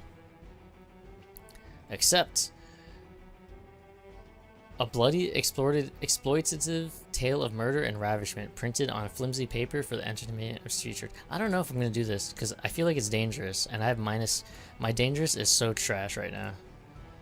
I have 1 wound? I didn't even realize I got wounded.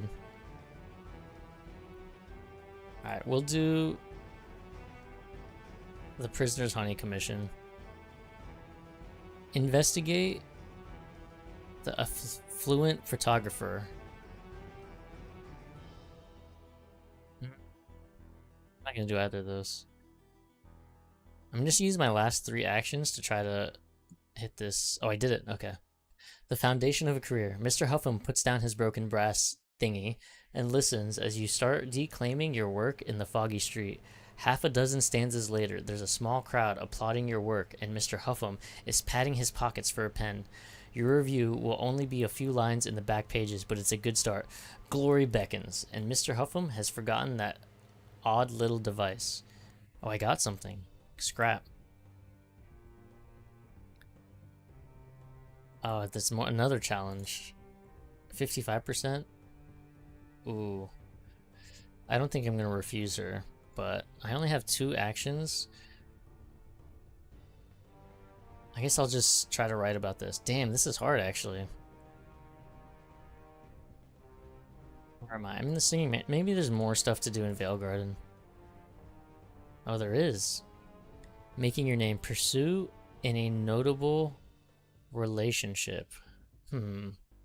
Seek the acquaintance of a cloistered diatomist. Become better acquainted with the charming young heiress. That sounds cool. Or the young jewel thief. We'll be friends with the heiress. That sounds awesome. You need to build up fascinating to a quality of 5. Begin your pursuit. Most of the money is locked away in a trust, but even her allowance is quite substantial. And you imagine she'd be pleasant company.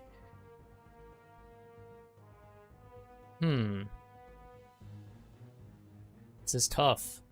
Too many choices. There's a lot more stuff here now.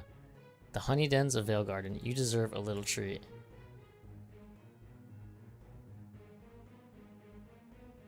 Sample prisoner's honey.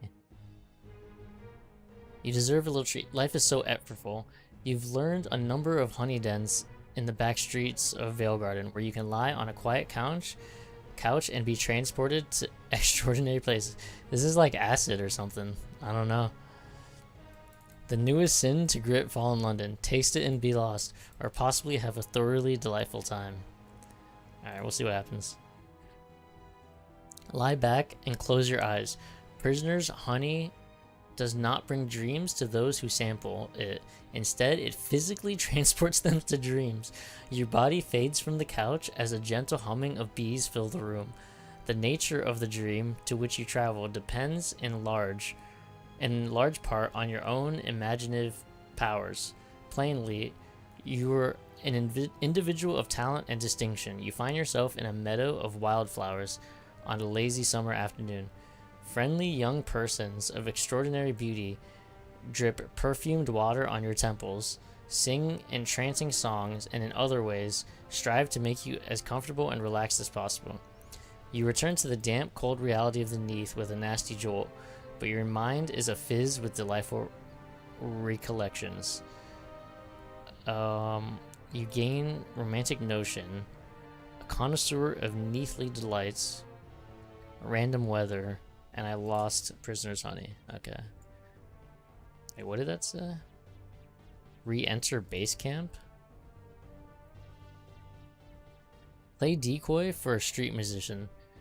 While all eyes are on you, the magician's other assistants will pass through the crowd lifting wallets. It's a low-risk challenge. My watch? That's not my watch. You shake the pocket watch, grab some food quickly. I'm almost done with this. This is literally my last action. You shake the pocket watch in the magician's face. He protests that certainly that watch is the same one he caused to disappear. The crowd titters expectantly.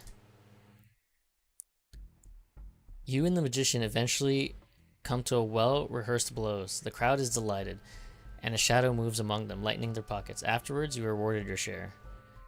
Oh, I have surface currency. I think this just gets sold. A shard of glim. Wait.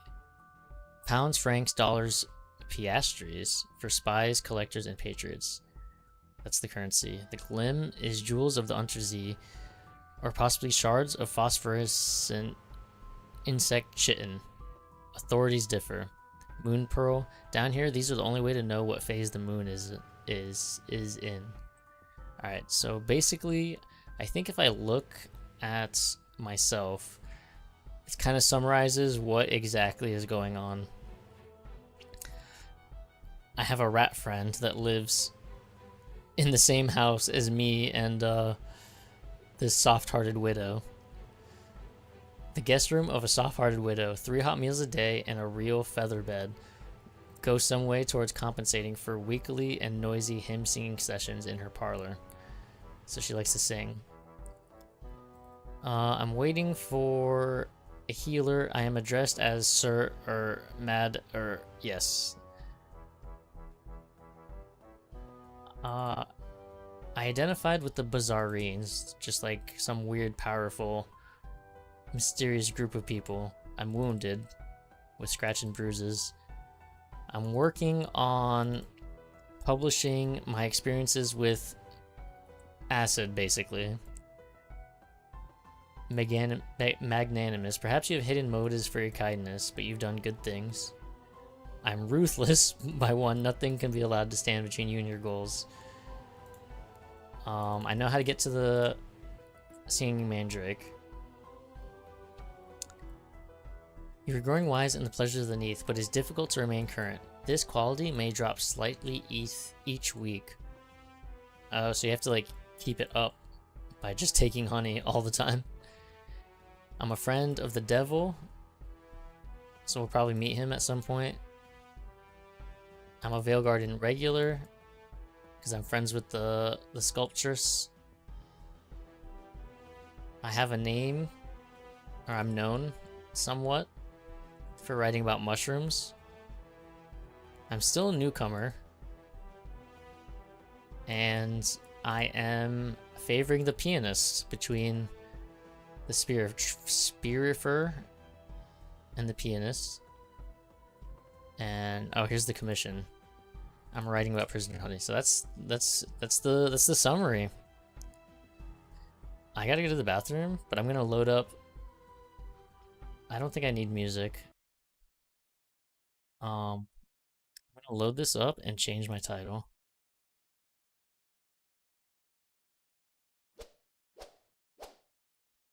Oh, I need to know how to describe this.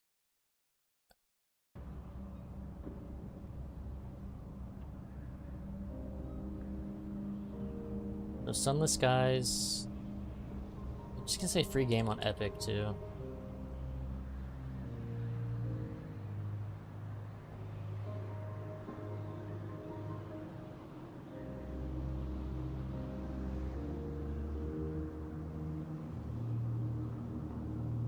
I don't think this is an RPG.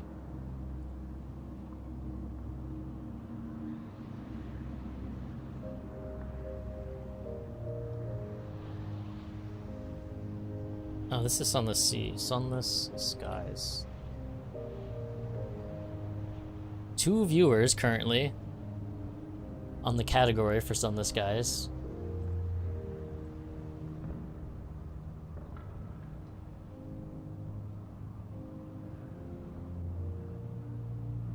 Let me look at the store page and see what to call, how to describe this game.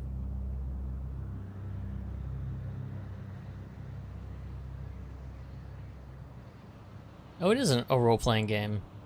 Okay, we'll just keep storytelling RPG then.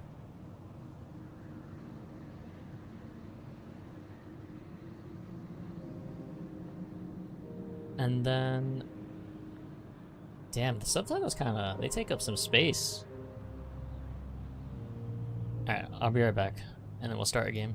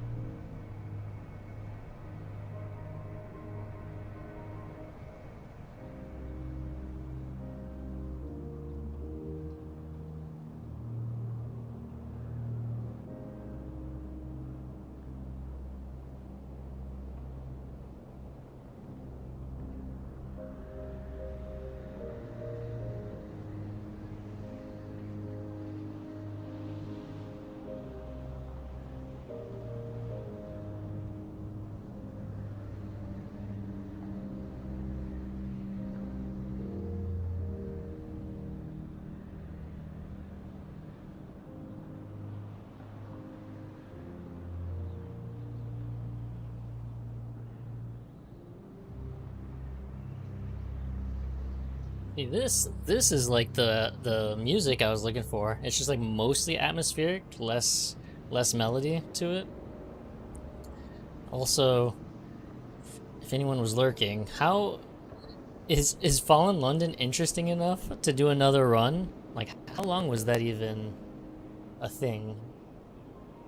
How long did I do that for? I think if I check my YouTube VOD, it kind of gives me, or the live.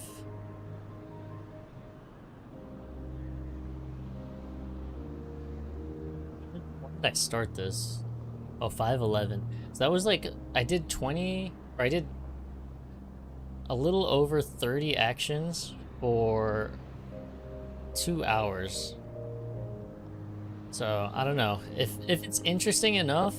I'm willing to do more. I kind of want a refresher on what the watchful stuff is with the devils and stuff. But if it's too Resident Sleeper, I'm not gonna do it. So I don't know.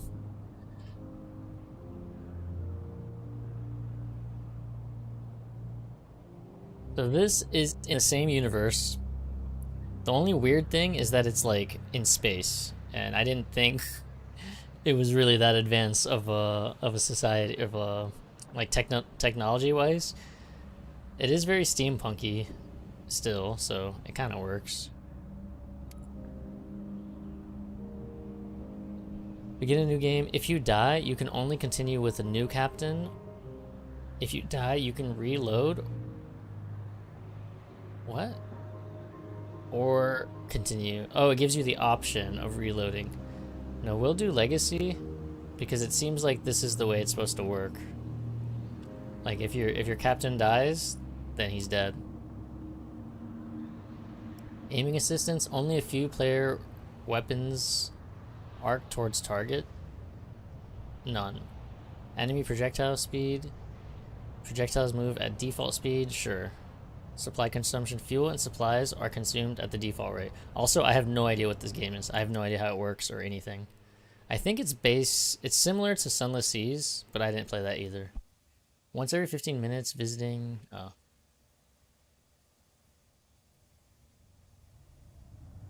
Log of Her Majesty's Locomotive, the Orphean, March 14th, 1905. Our expedition to the domains of the dead have been eventful. The Orphean is damaged and in grievous needs of repairs and supplies. We are returning in haste to the Reach, where I hope to make port at New Winchester. May God be with us, for 1,000 deaths wait in the sky. Final entry of Captain Amelia Charity Whitlock, DCM, written shortly before her death. Is this a cinematic? Oh, what's the volume like? Shit. It's probably loud.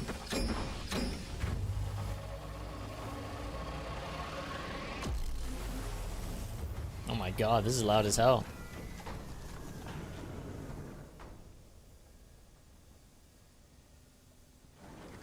Now, I haven't played a direct top-down game like this. I can't even think when. This is so loud to me. I like decent music, but low. Well, that's still too loud.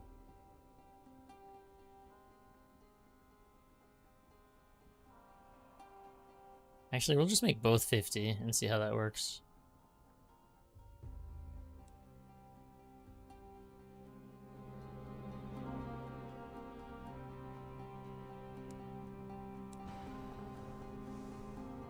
You've returned, or March 16th, 1905, you return to the Reach, an untamed, sunless span of the heavens, London's new frontier, a celestial garden run wild. I feel like this is so far into the lore. Dodge left, dodge right. Oh shit. Nice.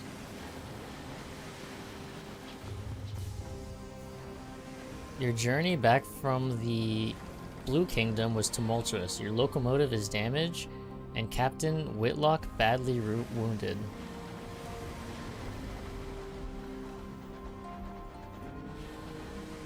Oh yeah, I'm at like half HP.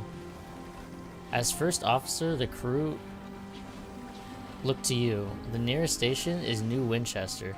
Can you get the Orphean there safely? This style is cool. Yeah, I feel like I've played a top-down game like this before, but I can't think of when. Toggle cruise control. Oh, thank God. R scavenge. Much to the relief of your stokers, you find a barrel of fuel among the detritus. A wreck drifts here, less fortunate than even than you. We should scavenge for her repairs, a crewman suggests. The wreck of the Ozymandias. This is also Firefly vibes, just steampunk. The wreck hangs in the sky, pocketed with recent gunfire. You and the boarding party don your sky suits, garments of wax canvas lined with felt to protect against the cold of the sky. Two of the crew are whispering as they dress.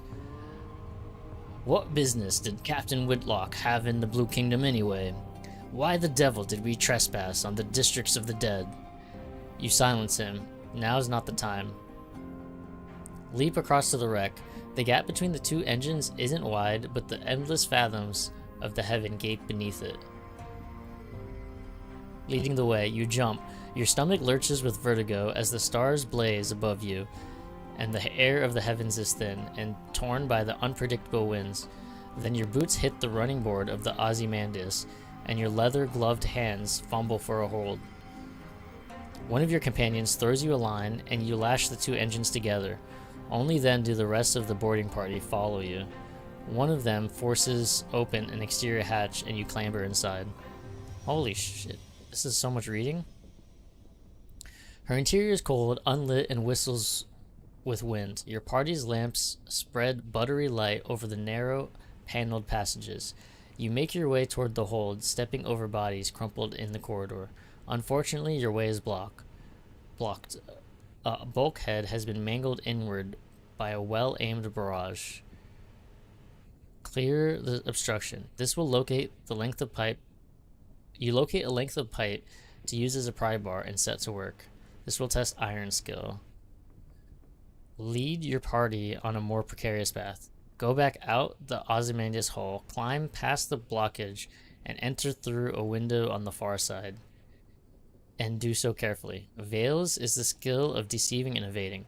Okay, so naturally, I would probably just try to just open it. But I want to level up this skill. It's equally 75% chance. You know what, honestly, I'm just gonna open it. That sounds like a lot of work. Oh, I failed anyways, damn. A memory. As you strain against the stubborn steel, you remember an event from a year ago. A boiler explosion had trapped an engineer beneath a tangle of plating and pipework. The captain was first on the scene. You were second. Together, you pried the wreckage upwards enough for you to crawl beneath it, while the captain braced the bar across her back. By all means, take your time, she grunted as you dragged the engineer out.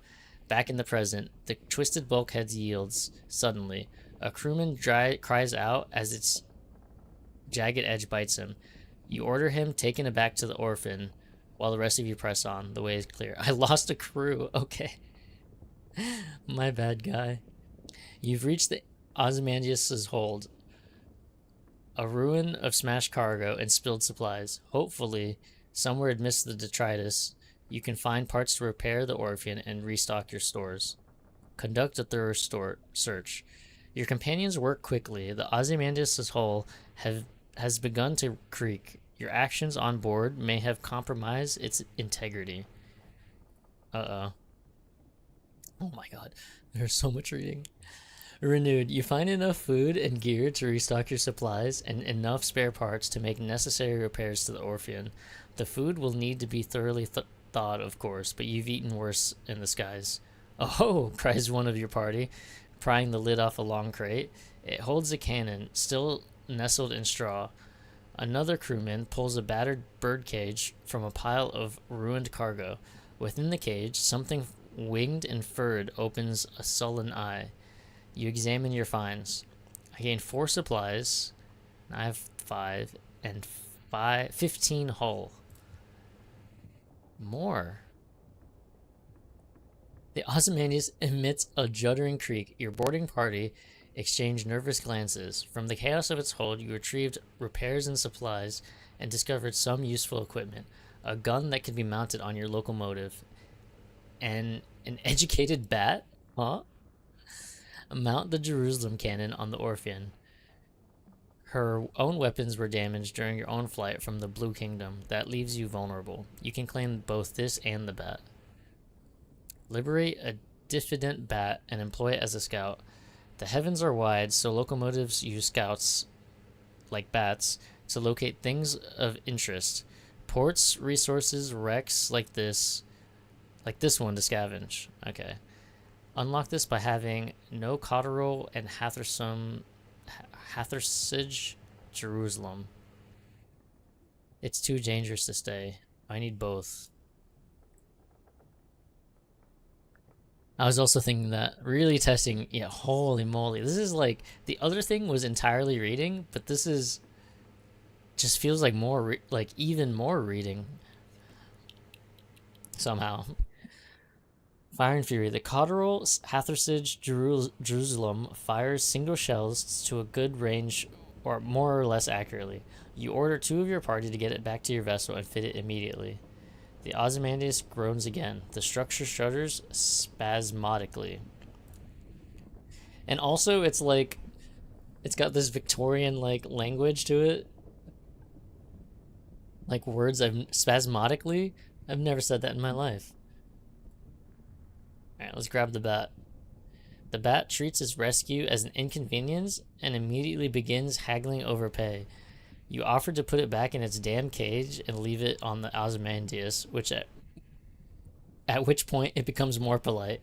You doubt it will last. That's funny. You threaten the bat. Okay, the Ozymandias emits a long juddering creak. Your boarding party emits or exchange nervous glances. From the chaos of its hold, you have retrieved... Oh wait, I already said this. Press onto the engine room. You might find more fuel there, but you better hurry. Nah, I think we're good.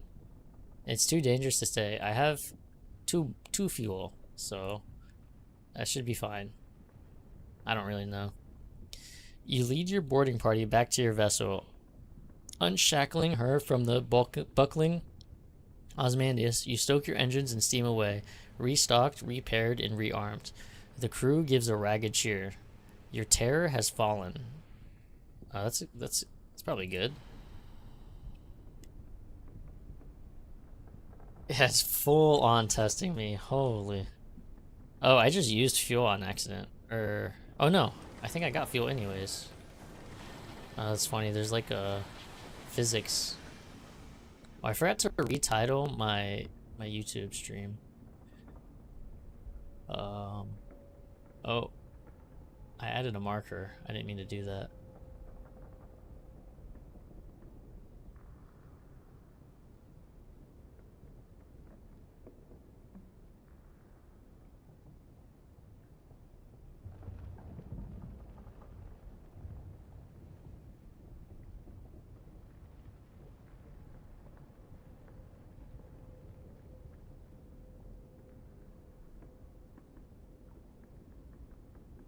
Alright. Press F to send out your scout. I just clicked something. It costs supplies. I guess I'll do it since it's saying to. Oh shit. Why did it go that way? Oh, it came back. Your scout returns. What has it found? Your scout discovered something. See what it is? Open your chart. What is that? This? Tab? Oh, I missed a turn over here. But I guess we go this way. Summoned by Captain Whitlock. The walls of the captain's cabin are lined with a hodgepodge of curios from across the sky. Captain Whitlock lies in bed. Black marks cover her skin like a monstrous brand. When she coughs, coils of acrid smoke pour. Why is she smoking? Inquire after the captain's injuries. Approach the bedside. Unlocked when the Orphean is look for supplies and spirit. I'll I'll talk to the doctor first. A word of living fire pursued the Orphan across the Blue Kingdom. It caught you just before you passed through the transit relay to the Reach and set its brand upon the captain. It's burned itself right through her, the doctor whispers. When I close the worst of her wounds, I can see the sign is seared into her bones and her organs. Judging from her symptoms, it's on the inside of her lungs too. The captain leans to one side and vomits a plume of fire into a copper bowl. There's nothing one can do. What the fuck? It's like a curse or something. The walls of the captain's cabin are lined with a hodge. Oh wait, I already read that. All right, let's talk to her. Her mouth is blistered from the blue fires that dance on her tongue. Her hands grip your arm. Her skin is hot as a kettle. Made arrangements. Made arrangements. The Orphan will be yours. Her voice is just a rasp of burned meat breath. But promise. She breaks off to scream a word in a language that was not made for human mouths. When she resumes speaking English, she is weaker. Her request a little more than a gasp. Promise to leave me at surface. Promise. Promise her you will obey her last command. Make no promise. Tell her to rest. Pull away. What if her condition is contagious? Demand to know why she took the Orphan to the Blue Kingdom. It was folly to visit one of the lands of the dead. Now you are all paying the price. I'll promise. I think that's fine. She sinks back relieved. All in my will, she gasps. Be better. She breaks off as the sigils burn into her bones, flare glowing cherry red through her flesh and skin. Better captain than I. Oh, that's easy. The effort exhausts her. She sinks back in the scorched pillows and a twisting, frantic fever. The walls of the captain... Oh, alright. Take your leave. You have an engine to man. Alright. So I skipped a whole paragraph. Oh no.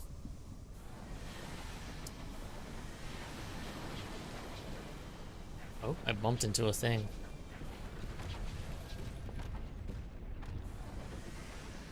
Does that cost ammo?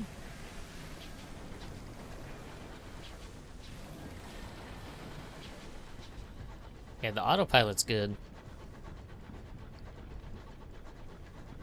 Or it's kind of like auto drive. Oh, what is this? This looks bad. A marauder. Oh, how do you dodge? Oh my god.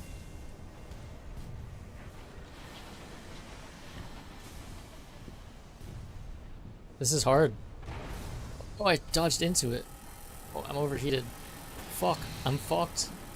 This is so hard.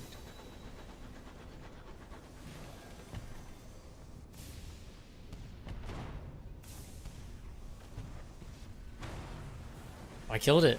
I took 2 hits. The Reach Marauder is defeated. You prepared to board the buckled wreckage. Poised to plunder the plunderers. Behind you, someone is humming a song of victory. Raid the remains. Marauders pillage homesteads and hunt travelers all across the Reach. They often carry stolen valuables. Strip it for repairs. Scavenge the Marauders' plating and components to repair the damage. I think I'm good. We'll just take whatever they got. Ill-got gains. Your boarding party returns with wallets and watches, cufflinks, lockets, and keepsakes. You store them in the safe to be pawned off if you make it back to port. I have sovereigns. Assuming that's just the currency. I don't think this is in space. I think this is just in the air, because I can see stars way in the back. So it's not... Oh, land load only. Do I park in here? I can dock. New Winchester. I gained experience. You coast into the bustle, the din, the soot, and the steam of Wolvesey Station. It is clogged with other engines, scrappy mining locomotives from Lustrum Way. Weathered explorers gleaming with frost, sleek company vessels with bright brass fittings. No sooner have you pulled into the sidings than a brusque station master bustles over. He requests to come aboard. I must speak with your captain, he insists, brandishing a ledger. The usual formalities. Look to the Orphean doctor. He has just appeared at your shoulder. His face is solemn, his hat in his hand. He lowers his eyes. She's dead. The crew exchange bleak, wordless looks. The Orphean itself feels suddenly more empty. The station master looks confused. You inform him that unfortunately Captain Whitlock has just passed. Ah, he says neutrally. Sorry to hear that. Very sad. Very sad. He waits for what he considers. I didn't sound very sad at all. Sounded sarcastic. An appropriate minute and a half before continuing. Alas, even amidst tragedy, the cogs of bureaucracy must return. If Captain Whitlock is deceased, the station authority require their answers from the first officer. He dons a set of spectacles and locates his pen. It will be relatively painless. Name, background, purpose of visit, etc. Shall we begin? Oh, is this like actually making a character? Today, London lies between the stars. Her new empire unfolds across the heavens. But 10 years ago, before the northern gate was opened, before the renewed empress led her people into the skies, it lay in a vast cavern far beneath the earth, deep, dark, marvelous. Who were you then? Oh, it is in space. Because this is referencing Fallen London. So this is like way in the future. 1905, way in the future. A street urchin, no parents, no laws, no masters. But also no roof overhead, no money. You will begin with high veils, the skill of evading and deceiving. A soldier with high iron. A poet with high arts. An academic, high mirrors, investigating and deducing. That's probably what I would do. A priest, hearts. A sailor with iron. A ministry auditor. You served at the Ministry of Public Decency, which had become Her Majesty's preferred instrument. Or a revolutionary. Honestly, it sounds boring, but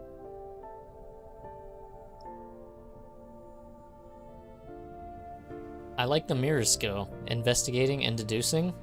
So that's either auditor or academic. And honestly, school kind of sucks. So, an auditor it is. You are an auditor. The ministry is responsible for the promotion and preservation of British culture. It is a sprawling, mini-branch institution. To which department were you appointed? Information Office. The office ingests raw information before it can reach vulnerable citizens, then regurgitates it in terms they should find less distressing. True. Sensibility. Their task is to determine what constitutes Britishness and identify threats to it. Increases heart, skill of convincing and enduring, and affiliates you with the establishment. Department of Corrections.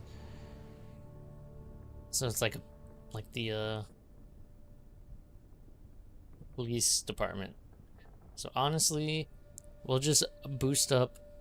Oh, this is like a secondary, I see. As a secondary, deceiving and evading. We'll do convincing and enduring. The Department of Sensibility. Choose an ambition. What does winning mean to you? Well, fame or truth? Probably truth. Even the stars have secrets, but they won't keep them from you. A message from an old friend begins an unwise quest to learn a secret that the stars hide. What drives you? Curiosity, justice, insolence, whatever it is, it will be tested. Be warned, this is a demanding ambition, best played by a lineage that has our— oh shit, never mind. So it's one of these two. Wait, to win, gather a substantial retirement fund, acquire lodgings at a hub port, and retire. Oh, so it's like an ending. You get to choose your ending. For fame, gather stories of exploits and write about them. Okay, we'll probably just do wealth. You want a comfortable retirement, and by comfortable you mean extravagant. Many have made their fortunes out among the stars. Many more have failed, broken and lost drifting in the night. Cool. Appearance. Oh boy. This is a lot of choices here.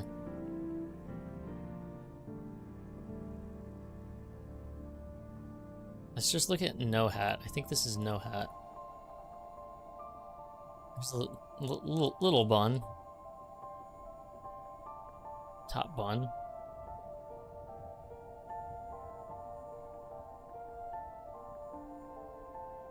Top bun. Oh, glasses, yes.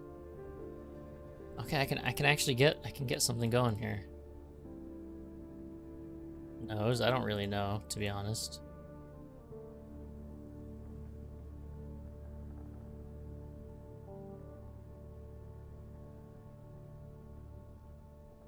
Fuck, I hate character creation. I feel like it doesn't matter too much.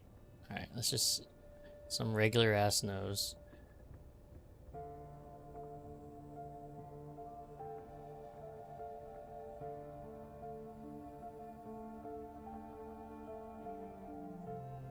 Just do like, I think the first one was fine. It's like kind of too big of a chin, but like this one's not too bad either. I can probably just do that.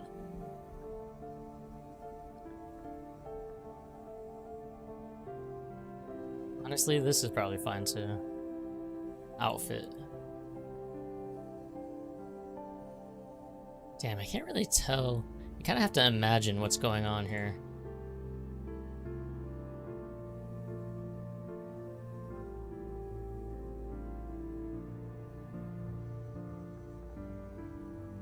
Okay, I kind of just like whatever this is. It's like collared? Or maybe a smaller collar? What is going on here?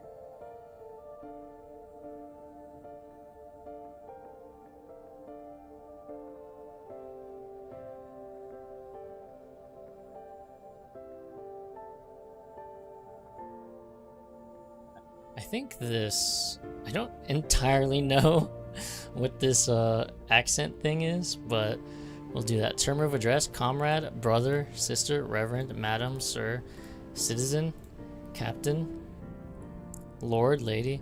It's a shirt collar. There's so many different types. Specialists. There's so many different types of shirt collars. Archivist, principal, administrator, secretary, intendant, nurse. Should I be sir or captain? Oh, this is Clark. Captain Clark. Oh, Administrator Evans. Citizen Monty. Nurse McAdam. Captain Griffiths. Reverend Cook? That was oddly close to another Reverend.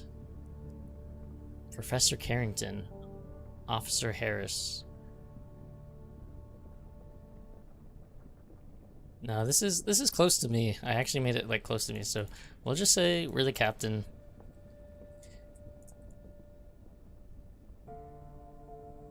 It's just me. Just plain old me. Okay. An auditor that worked for the Department of Sensibility seeking wealth. Let's go. You think I can finish a run? That would be sick. Reading of the will. 3 weeks have passed.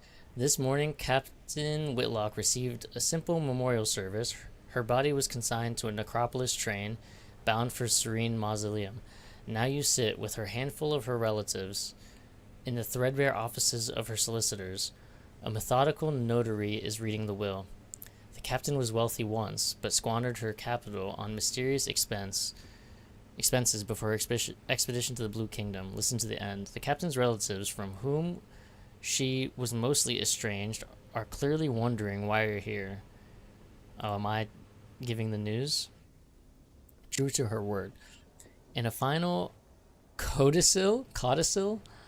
The notary announces Captain Whitlock confirmed the possession of the Orphean was passed to its first officer. He peers at you with dark gray eyes. This concludes a certain black box contained in the Orphean's hold.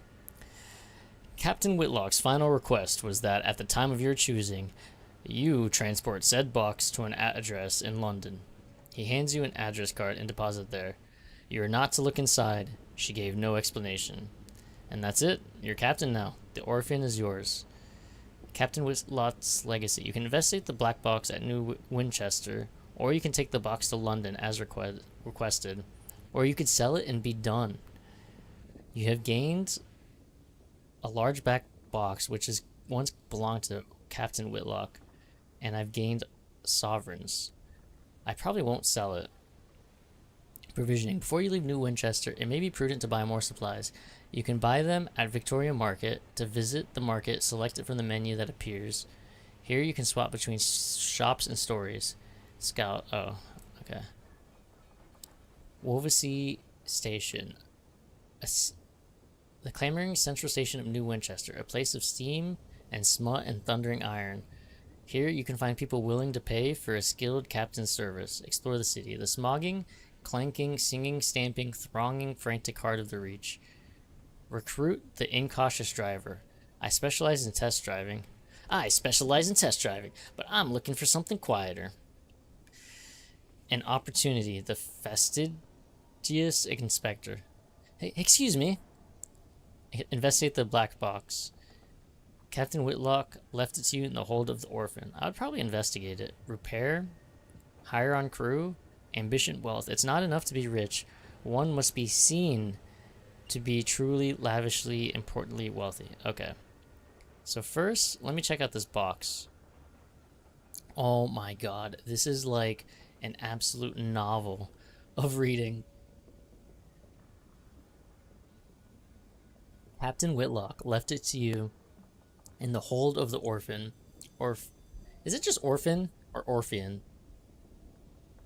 Her will described it only as black box, a description you consider to be an unhelpful understatement. It is a single casket of black basalt, longer than you are tall. What? Unadorned with a single small recess that contains a keyhole. That thing must weigh most of a ton. It stands upright in a corner of the hold where the crew have pushed it out of the way. Consider what to do with it. Captain Whitlock had a specific request. Whether you obey it is up to you. Try to remember when Captain Whitlock acquired the box. It was the subject of speculation among the crew. Examine the box. As the dimensions of a sarcophagus plundered from the tomb of some forgotten prince of Egypt. Sell the box as a curiosity. Without saying what's inside, you won't get much for the box, but at least you'll get it off your hands. Oh, and if you have certain affiliations, you can... I can consult with an academic, but I need an uncanny specimen. Or an academy? I don't know how to say that. Find someone who can open it. Or if I had a secret, I can try to pick the lock or detonate the lock. I'm going to consider what to do with it. The last request of Captain Amelia Whitlock was for the box to be transported to a specific address. Alternatively, oh, wait, yeah. What the hell? It's literally just the same. Try to remember. Captain Whitlock had it brought on board just before your ill-fated expedition to the Blue Kingdom.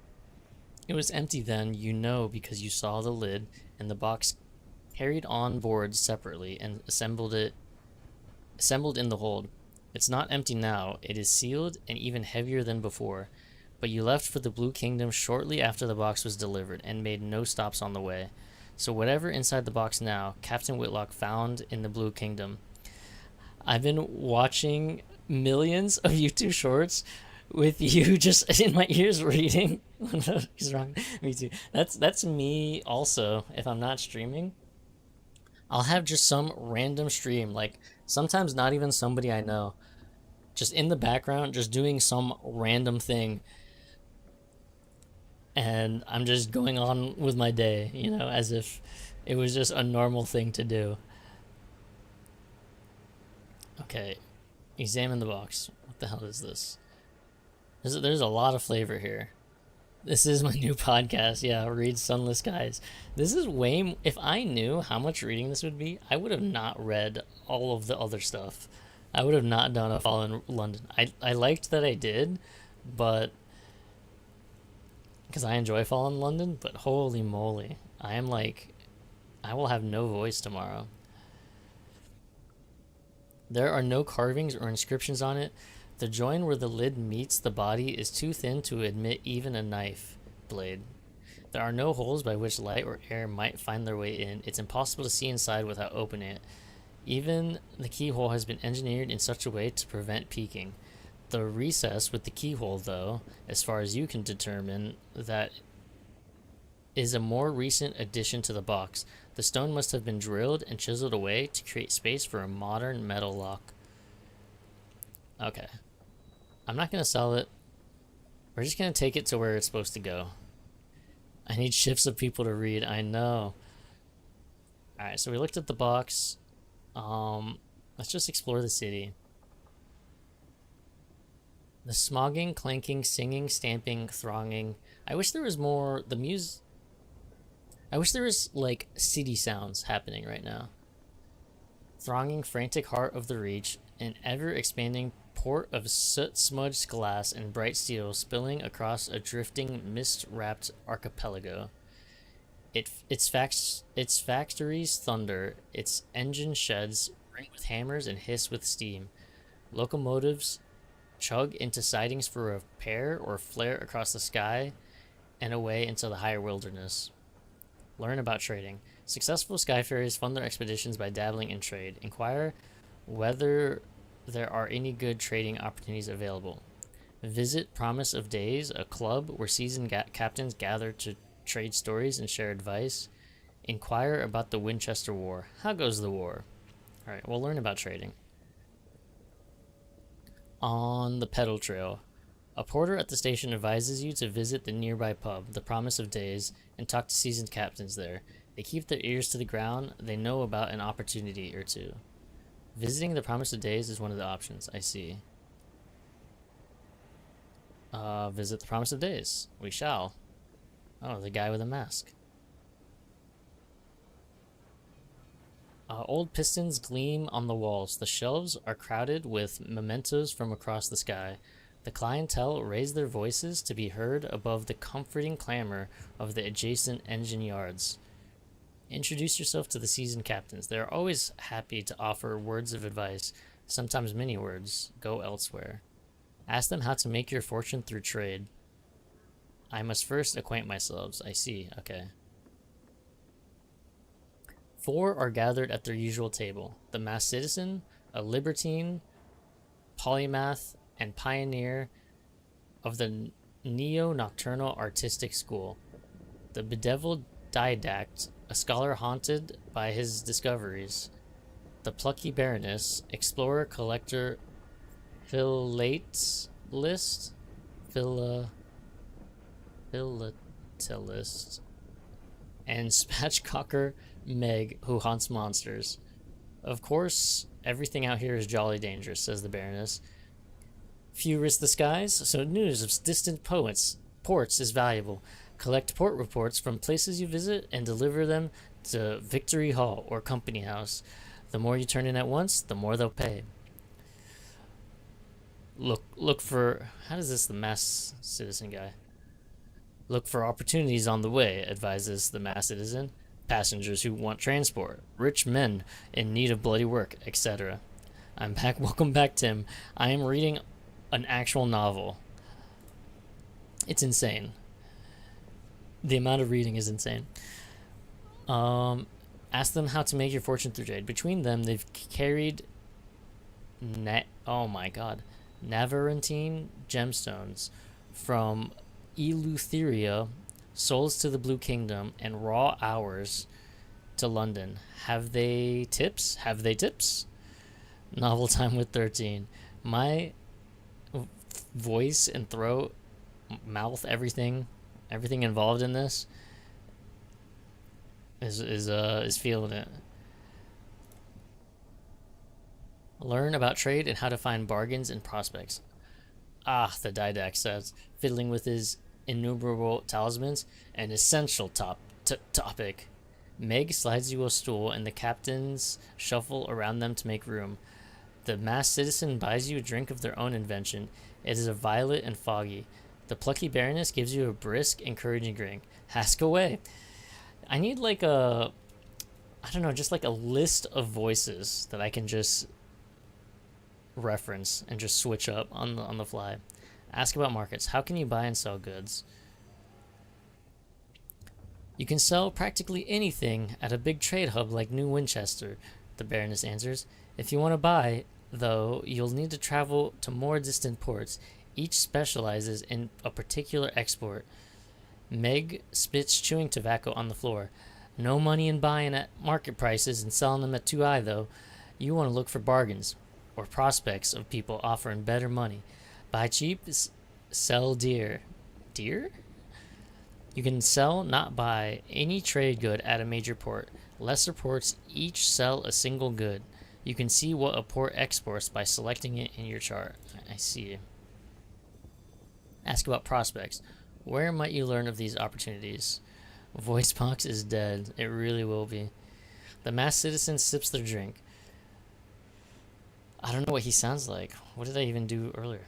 The biggest port in each region has a bazaar where captains do business. There, you'll learn of people at other ports prepared to pay over the odds for a commodity.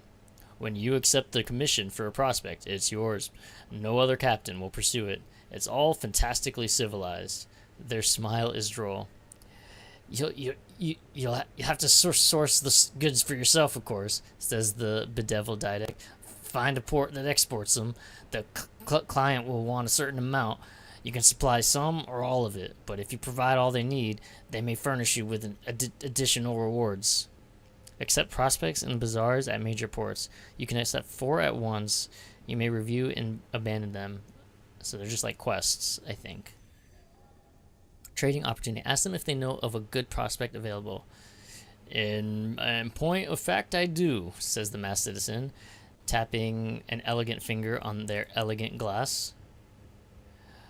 The host at Magdalene's needs an urgent delivery of seeds. Paying a pretty penny, too, if I were you. I'd get to the bazaar straight away and put my mark against it. Meg grunts. The broker in Port Avon is selling cheap seeds. Chirpy chap, God knows why. His face looks like it's been pushed through a mangle. An opportunity. Port Avon lies to the southeast of New Winchester, and Magdalene's lies to the northwest. Okay. Delivery of seeds, or I gotta go up, buy seeds. No, I gotta go up, go south to buy seeds, and then go up to sell seeds. Accept this prospect, buy seeds from Port Avon and sell them at Magdalene's. Alright. Gotcha. Ask about bargains. Where can you buy goods cheaply? Spatchcocker Meg wipes beer foam from her mouth. Nowhere's this busy. The deals are snapped up too fast here. Visit the bazaars at the quieter ports. Can find all sorts. Limited supply, mind. A bargain won't hang about forever, though, the Baroness confides, steadfastly ignoring Meg's manners. Oh, wait. Meg and the Baroness are 2 different people. Oh, well. Oops. So don't hang about. If you've space in your hold, snap them up. You can always sell them at a major port for adequate return. Find bargains at any minor port's bazaar. Bargains have finite supply and duration. Wait, what does that mean? What's the difference between Markets and bargains. Is it just sales? Ask how to expand the prospects and bargains available to you. How to put this delicately. Is there perhaps a way in that that a resourceful captain could prejudice circumstances in their favor? Learn about affiliations and opportunities they present. Meg laughs. A noise like a sneeze with a ricochet. It ain't you. Wait, it ain't who you is. It's who you know, isn't it? Nepotism. She taps her broken nose. Quite, the mass citizen remarks. The wider your circles, the more advantageous the opportunities that will present themselves. A wise captain makes the most of them. As your captain increases level, your affiliations increase. Academy, Bohemia, establishment, and villainy. They will unlock new, more rewarding bargains and prospects.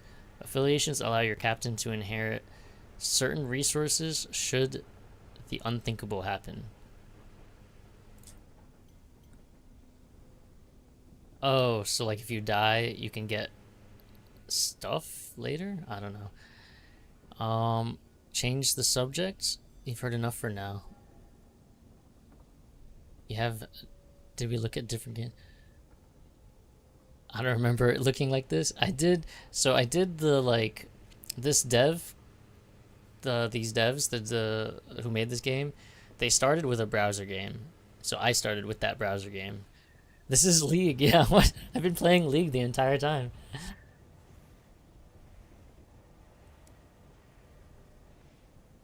Okay, so recruit this driver? I specialize in test driving, but I'm looking for something quieter. The driver indicates a crashed engine still smoking. Like that, without the screaming. The officers require a sign-on fee.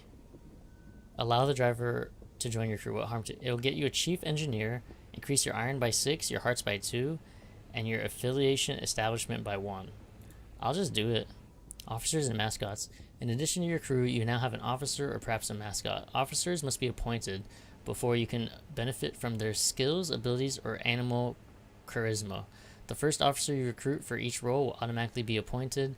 To change officers, open the panel. Okay. This one is the free one.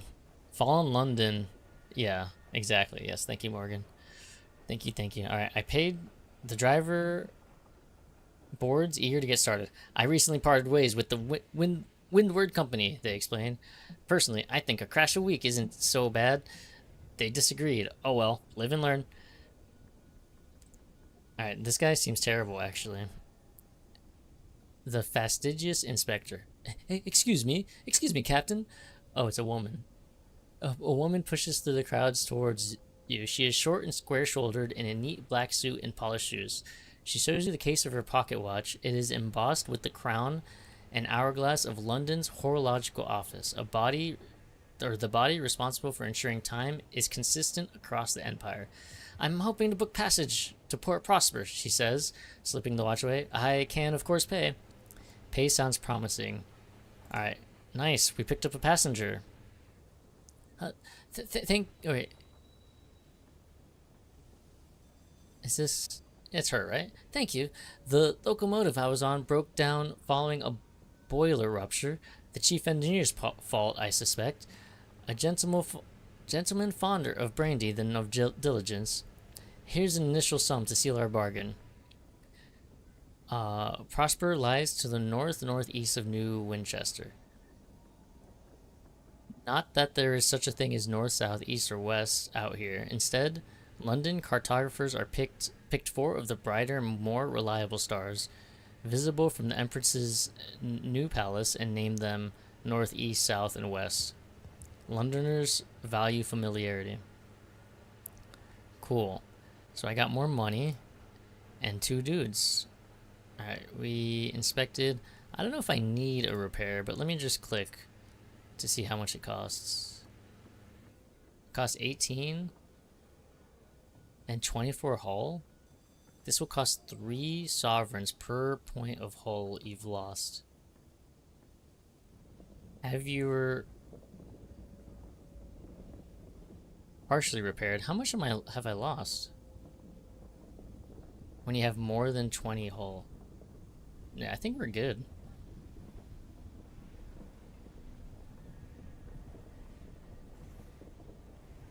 Oh, welcome back, Taryn. What is this? Oh, love.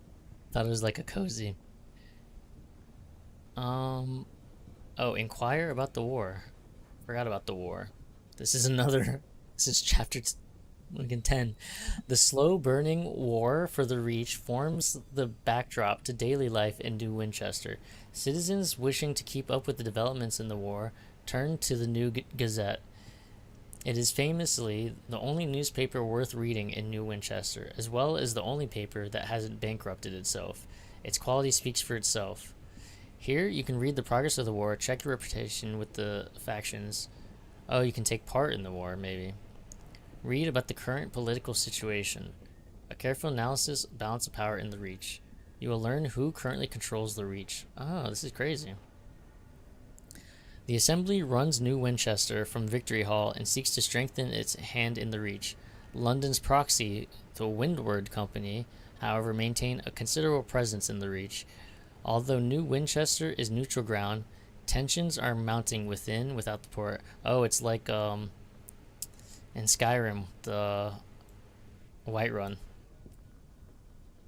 It's like a neutral city with like people on both sides in it. Search the Gazette for your name. Are they talking about you? What are they saying? What's my reputation? I didn't know reading could be so fun. My throat is dying. I can't really do like the gruff voices anymore, I think. Your name does not appear in any of the tackety focus reporting on the war. Apparently you are not considered worthy of comment. There is no mention of you among the stories about the Stovepipe's recent fortunes. You are not of interest to them. Okay. Ambition wealth. I need 5,000 to purchase the governor's manor. I see.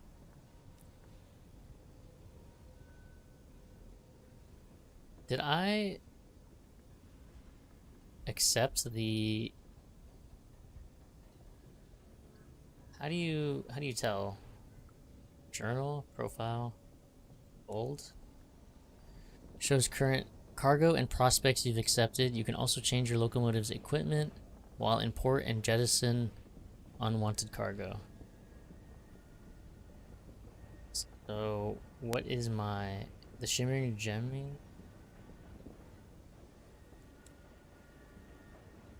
I have a passenger. Is that my only possessions? Anything that doesn't take up space in your hold, generally because small or metaphysical? Maybe I have to do this passenger thing first? I thought you can have up to 4, though. Rumored opportunities. A trading opportunity. Accept the prospect.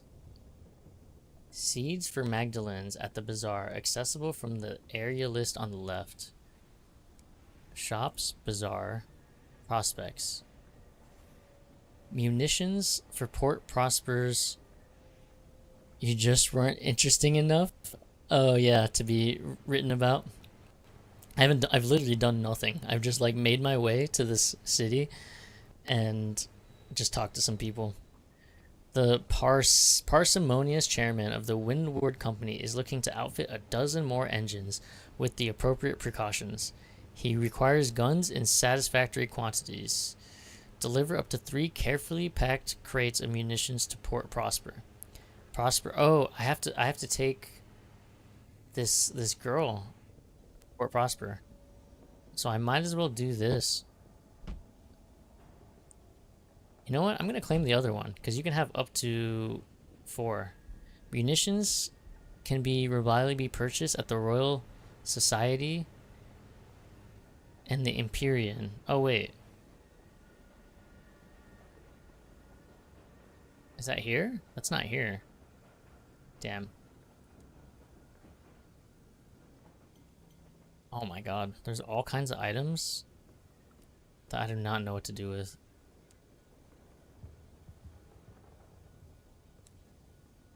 Oh, I can have 2 guns. Small armament slot.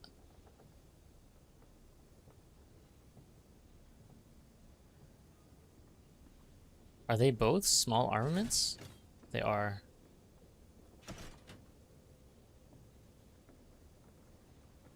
I don't like that Jerusalem thing. Damage 4, damage 10, heat 10, heat 40. I don't think I have enough heat though to mess with it. 10 armor for 500? Jeez. Cozy cabins. Plus 4 quarters. What does that mean? Okay, I don't have shit to be able to buy nothing. Cargo bay. Plumbing. More hold. A mine. You can drop mines. Upgraded weapons. Pressure. You can butcher things. +1 butchery. Or mine. You can also mine. That's cool. The Shivering Gemmy. Movement speed and fuel consumption. Is that like the engine? It is the engine. With sufficient crew, 115%, but more fuel consumption. Okay. Victoria Market. You can buy fuel. Should I just buy some? I'll buy 1 fuel. Hopefully that's enough. Wait, how do I use a fuel actually?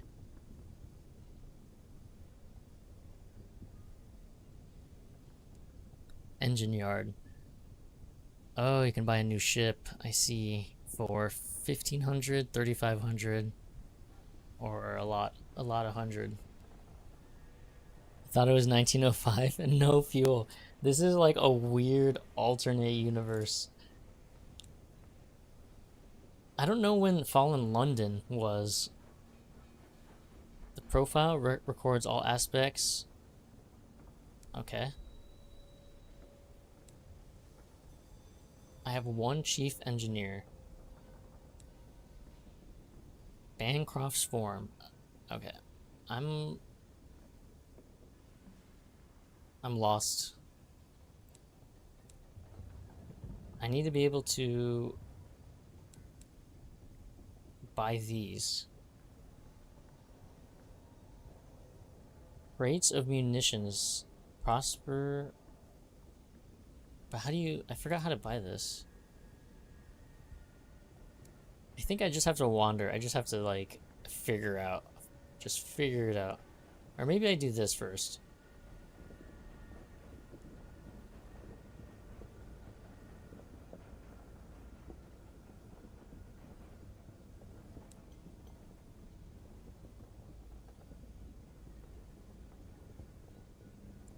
Port Avon lies to the south, southeast. South, southeast. Alright, we're gonna go there and buy these seeds. What is G Explorer? Oh.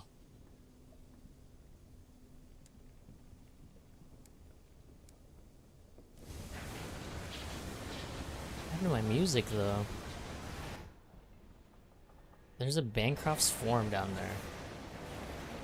So many words, cannot comprehend. Yeah, I didn't really... I need to deliver ammunition, but I don't know how to get the ammunition. It told me where to get it, but I don't know where that is. Oh shit, this guy looks not good. Tackety Scout. Use... Oh, okay. Do I just go underneath this? Is this guy good? Oh, I lagged. Wispy condensation trails across the sky. Hello? Oh, shit. I got hurt. That was not good. Bancroft's form. Where is that? I need to go south, southeast. I have supplies. Oh, wait. 25, 26. Okay, so each thing of fuel is 1 bar. I probably should have bought more fuel. What is this guy? What is he doing? Just sitting there.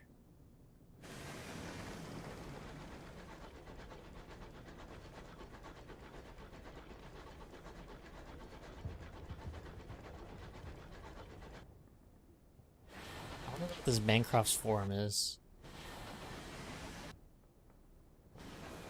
Can I just do a loop-de-loop here and buy more fuel?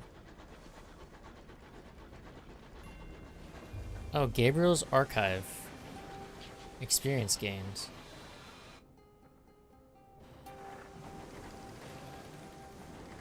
What does that mean, though? Do I do something there?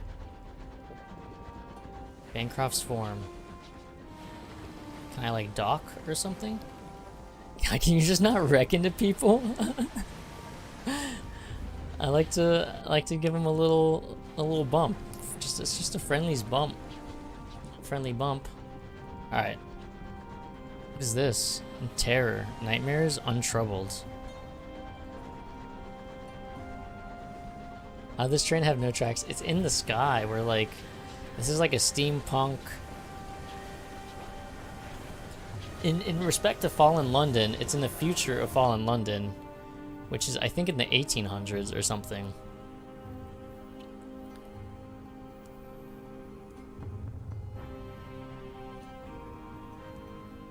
Alright, we're just gonna buy a bunch of fuel. Oh, I don't have a lot of cargo holds. Okay. We'll go up to 5 then.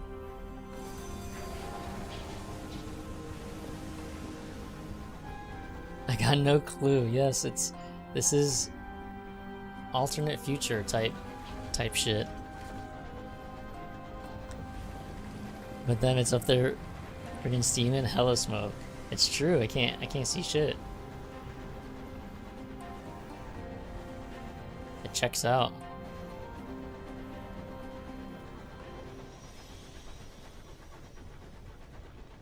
My terror is going up slowly.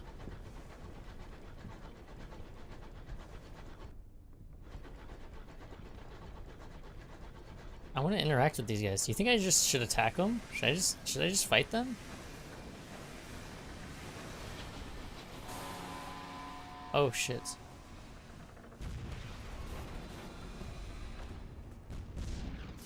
Oh. Fuck. Oh, this is bad.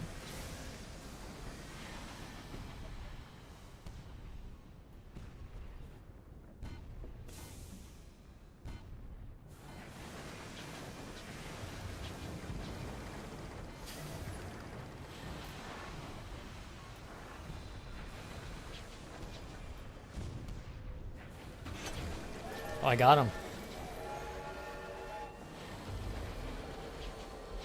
I can loot him. I gained experience. The Tackety Scout. The Tacketies favor scrappy, versatile engines that, when not skirmishing with company vessels, can double duty as traders. You can use it to repair. Yeah, I need that. You fixed the worst damage. Okay, I think that was worse for me. The fastest Captain. Good day. I noticed your ship's clock has stopped. Perhaps you'd permit me to repair it. She has a little case of tools and hopeful expression. You prefer things to be right more than twice a day. Yes, you can fix my clock. Attack! Activate the force fields. Bro got a boot. She gives a grateful flicker of a smile and sets to work. Soon she has the back off the clock and spread tiny cogs across the galley table. Obscure horological tools gleam brassily among them. Everything has a place. I appreciate the opportunity to keep myself busy. Staring too long at the stars is harmful to the temperament. Okay. The fastidious inspector has a round face, brown eyes, and short dark hair. She gives the impression of being perpetually busy. Inquire about her work. What are the duties of an agent of the horological office? What is this?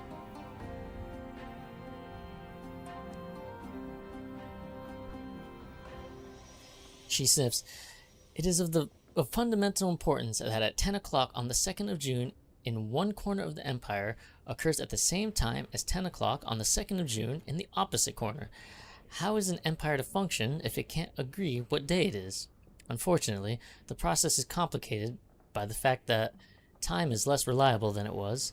The hours trade has seen to that. It's the hours trade. As for news of London, the seat of the empire lies far off Albion, where a man-made sun burns in the sky. Another sun blazed there once, there before her renewed majesty conquered it. London sits in her coat of smog. Courtiers squabble at the foot of the throne of hours, hoping to receive endowment of years. Meanwhile, hard-working civil servants labor to ensure that everything runs as it should. Was there a touch of archness there?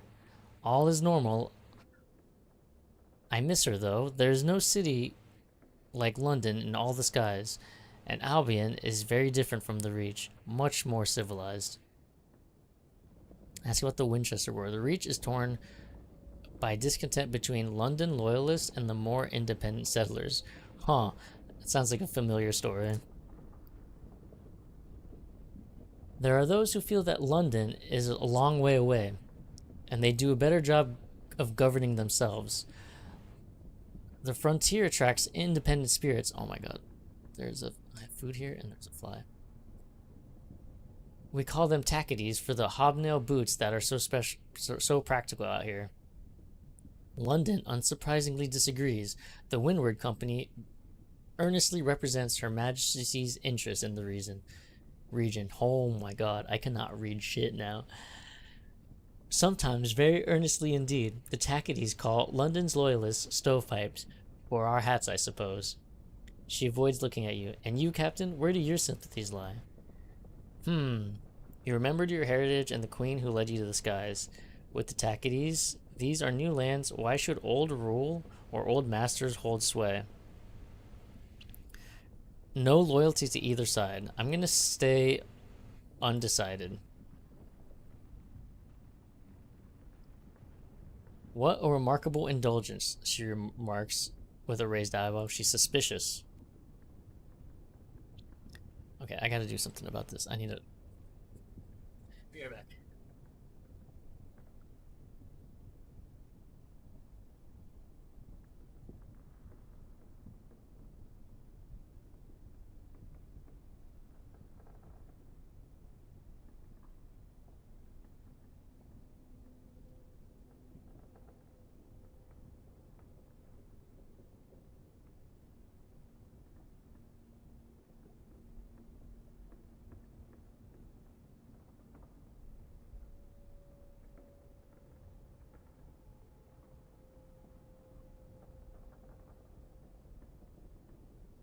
I discussed the Reach, the wide, wild frontier, a sunless domain, but impossibly verdant, with gargantuan vines, cathedral-sized bronzewoods, and livid fungal archipelagos. It has uncouth splendor, but I miss Albion, the steady light of the clockwork sun. These sunless reaches are so misty and quiet. She pauses. But critical. The territories here are rich with raw hours, and enough vegetation grows on them to feed the whole of London, even if some of it is dubious shape. Compliment her skills. Oh wait. You've heard... Ask about the hours trade. You've heard the Empress awards her favorites with gifts of years to extend their lives, and that you can become rich mining for hours to satisfy London's hunger for them. Oh, hours have more uses than that. We use them to increase the efficiency of work worlds, to speed journeys to distant regions, to resolve overcrowding in prisons. It does make my life more difficult when time knots and stretches like wool on the loom. More difficult, but more vital. Her Majesty sees a great trove of them when she assumed the throne of ours, and now even more have been found in the Reach. Miners dig for them from the ground. She looks momentarily wistful. I hope someday to retire with a modest pension of years myself, to prolong the better part of my retirement. That's crazy. Compliment her skills. Thank you, she says, a small embarrassed silence. It's possible the inspector is pleased. It's hard to tell. Bid her good evening. Good evening. And to you, Captain, I think I should make a cup of tea. A cup of tea sounds good. Oh, I can level up. Facets to take? Take a facet.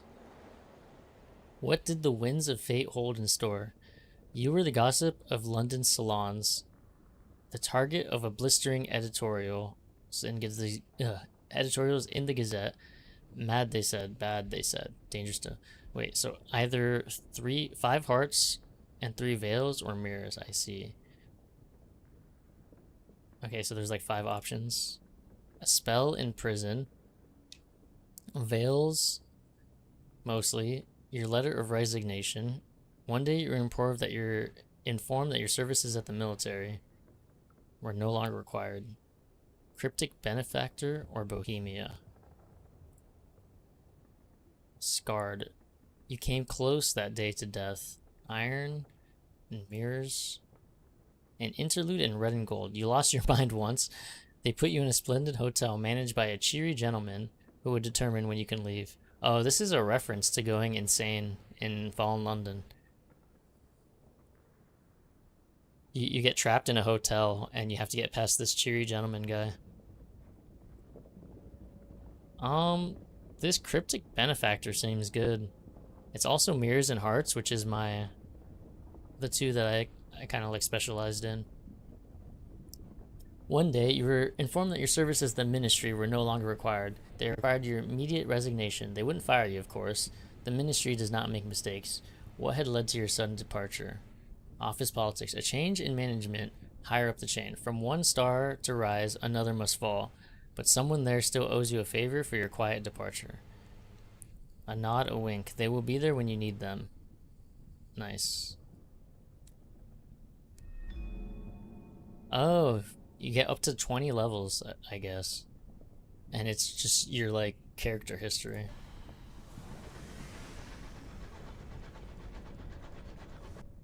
Okay, I'm trying to go south, east. I'm low on supplies. Oh my god.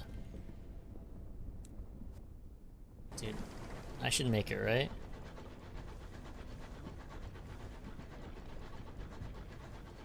I didn't know the supplies were going down.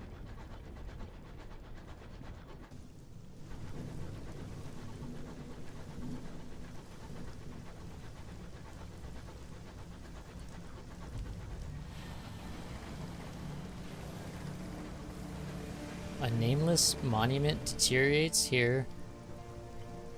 Wind whistling through its stones. This thing requires a saying? What's a saying? I don't have a saying.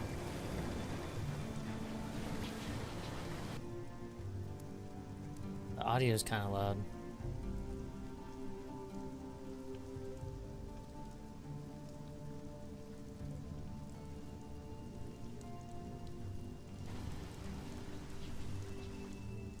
I feel like that did not change the audio at all. A new smell behind the coal and oil, the green, unlikely scent of apples. Oh, I made it. It only took like 1 fuel to get to Port Avon.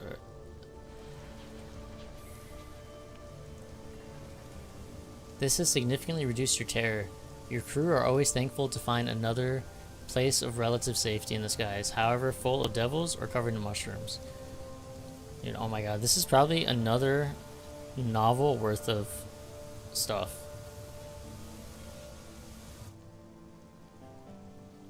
Behold, a ruin of giants, gargantuan blocks jigsawed together, furred with moss and whispering with orchards.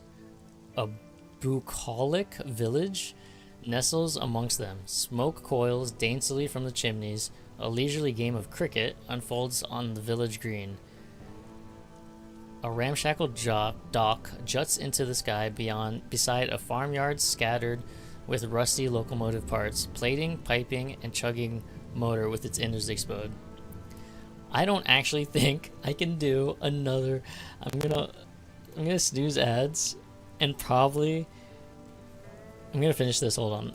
An oily-faced, black-heeled girl waves your locomotive into position.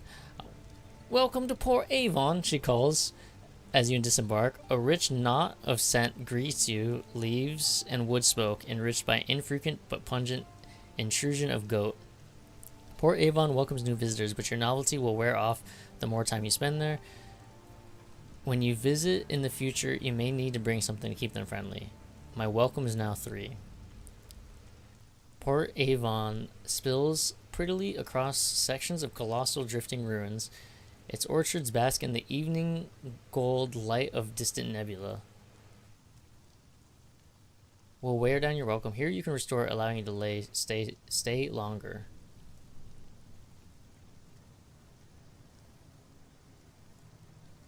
Let me just click through the menus real quick.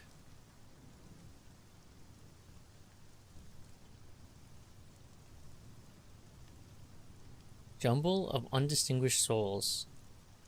Oh, here's the seeds. They cost 75 each. Okay, cool. Alright, yeah, I'm like... I cannot read this much. This is... there is so much. I probably would have started here if I knew it was gonna be this much. So, with that, let's see what's going on in Twitch land. Hopefully...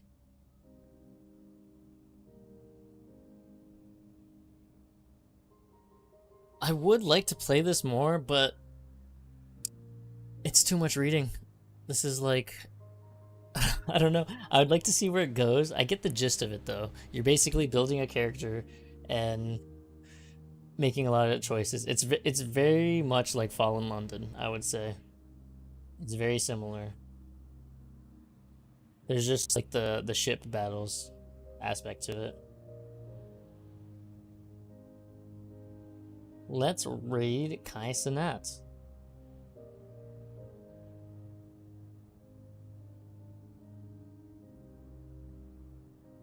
Singing Sabers sticks out. Deke, we can always raid Deke again.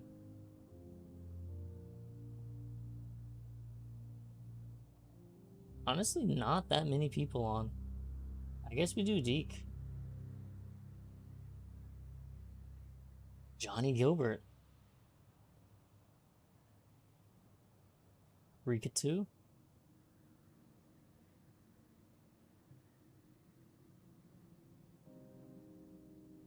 Let's go for Deke, I would say.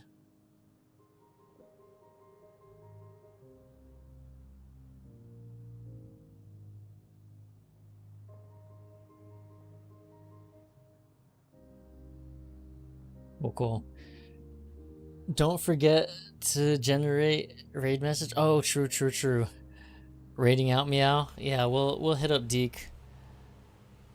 Like, I don't know if I'm gonna play this more. I want to, just to see where it goes, just to like at least finish or run and see what happens if you die, because it seemed like dying was a thing, like, because it mentioned like you can either go easy mode or you basically lose the captain if you died, or if you just reset the run or like backtrack or whatever, like reload a save type thing. Yes, thank you guys for hanging out. Thank you all. Yes, the legacy, exactly. You're thinking the same thing. Wait, inner flow chose game? No. I'm refunding. We're gonna refund that. I didn't actually see that he chose game, to be honest.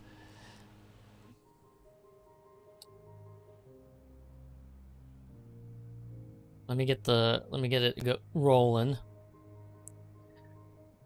Tomorrow I have a pred scheduled for tomorrow. He wants speedrunners. Yeah, I know. I'm denying it though. We're not doing speedrunners.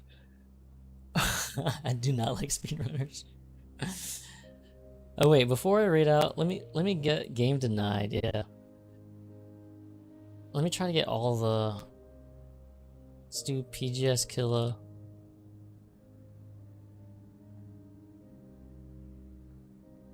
Let me get all the shoutouts.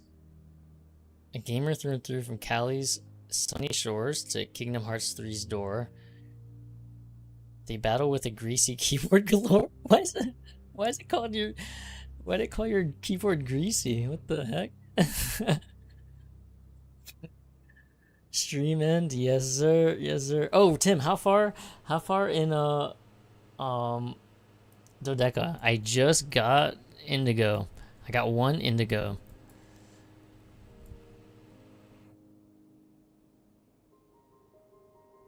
Oh, one of your tags. 420 vibes and retro dreams in sight. They quest through games into the night. So gather around, quality homies gang. Enjoying the fun. We're PGS Killer's name doth hang. Hashtag greasy keyboard. Yo, what's up? It's Kitty. Here, let me get Tarantula. I'll shout out Kitty as well. Doth hang.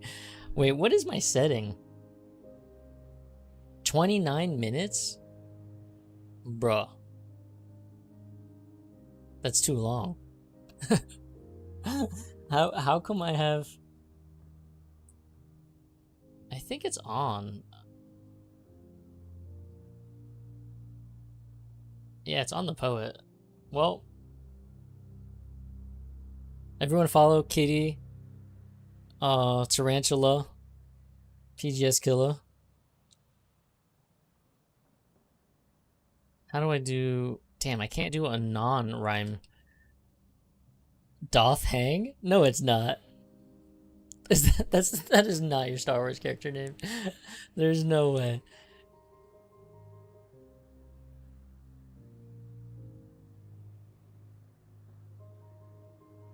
I mean, the Twitch shoutouts there, but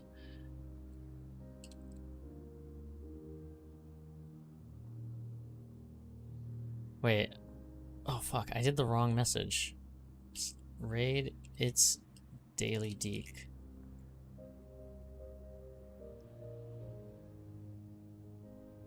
Wait.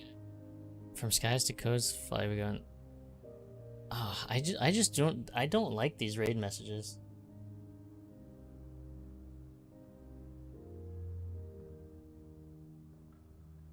Oh, how about this one? Okay.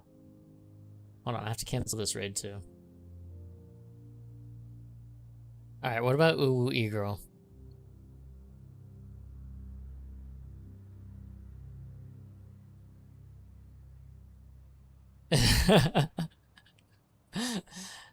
Like it's gotta be decent at least. If you're going for cringe, it's gotta be decent.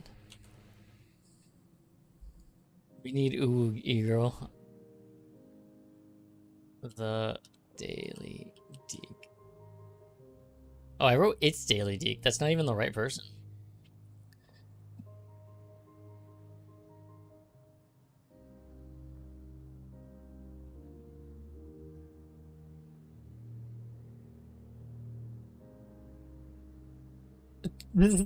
From the skies to dungeons deep, ready to watch and chew. He's playing Baldur's Gate. Weird. Do you not like that one? Okay, what about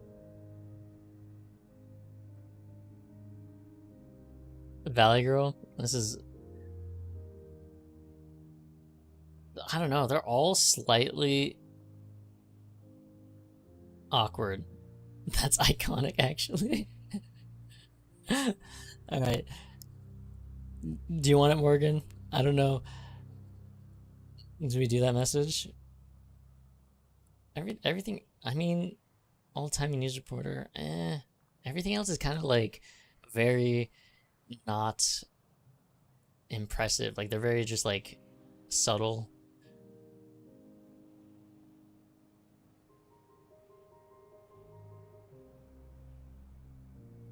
Let me do one more Dr. Seuss thing.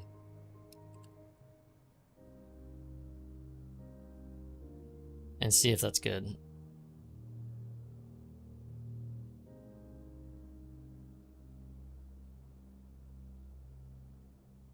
It's cooking? It's cooking?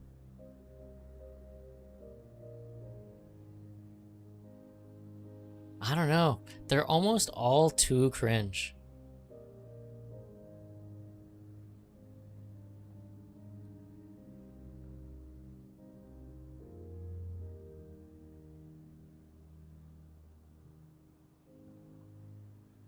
I think I'm gonna give up on these. I think they're like literally too cringe.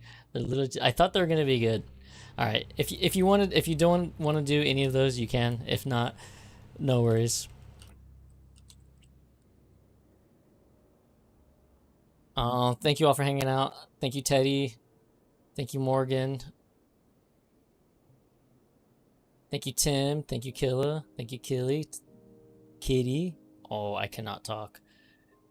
Tarantula. Anyone else lurking? Interflow. Oh, Goth. Also for the raid. Lovers, yes. Good night, everybody. I'll be on tomorrow. Doing similar type shenanigans. And that is all. Peace.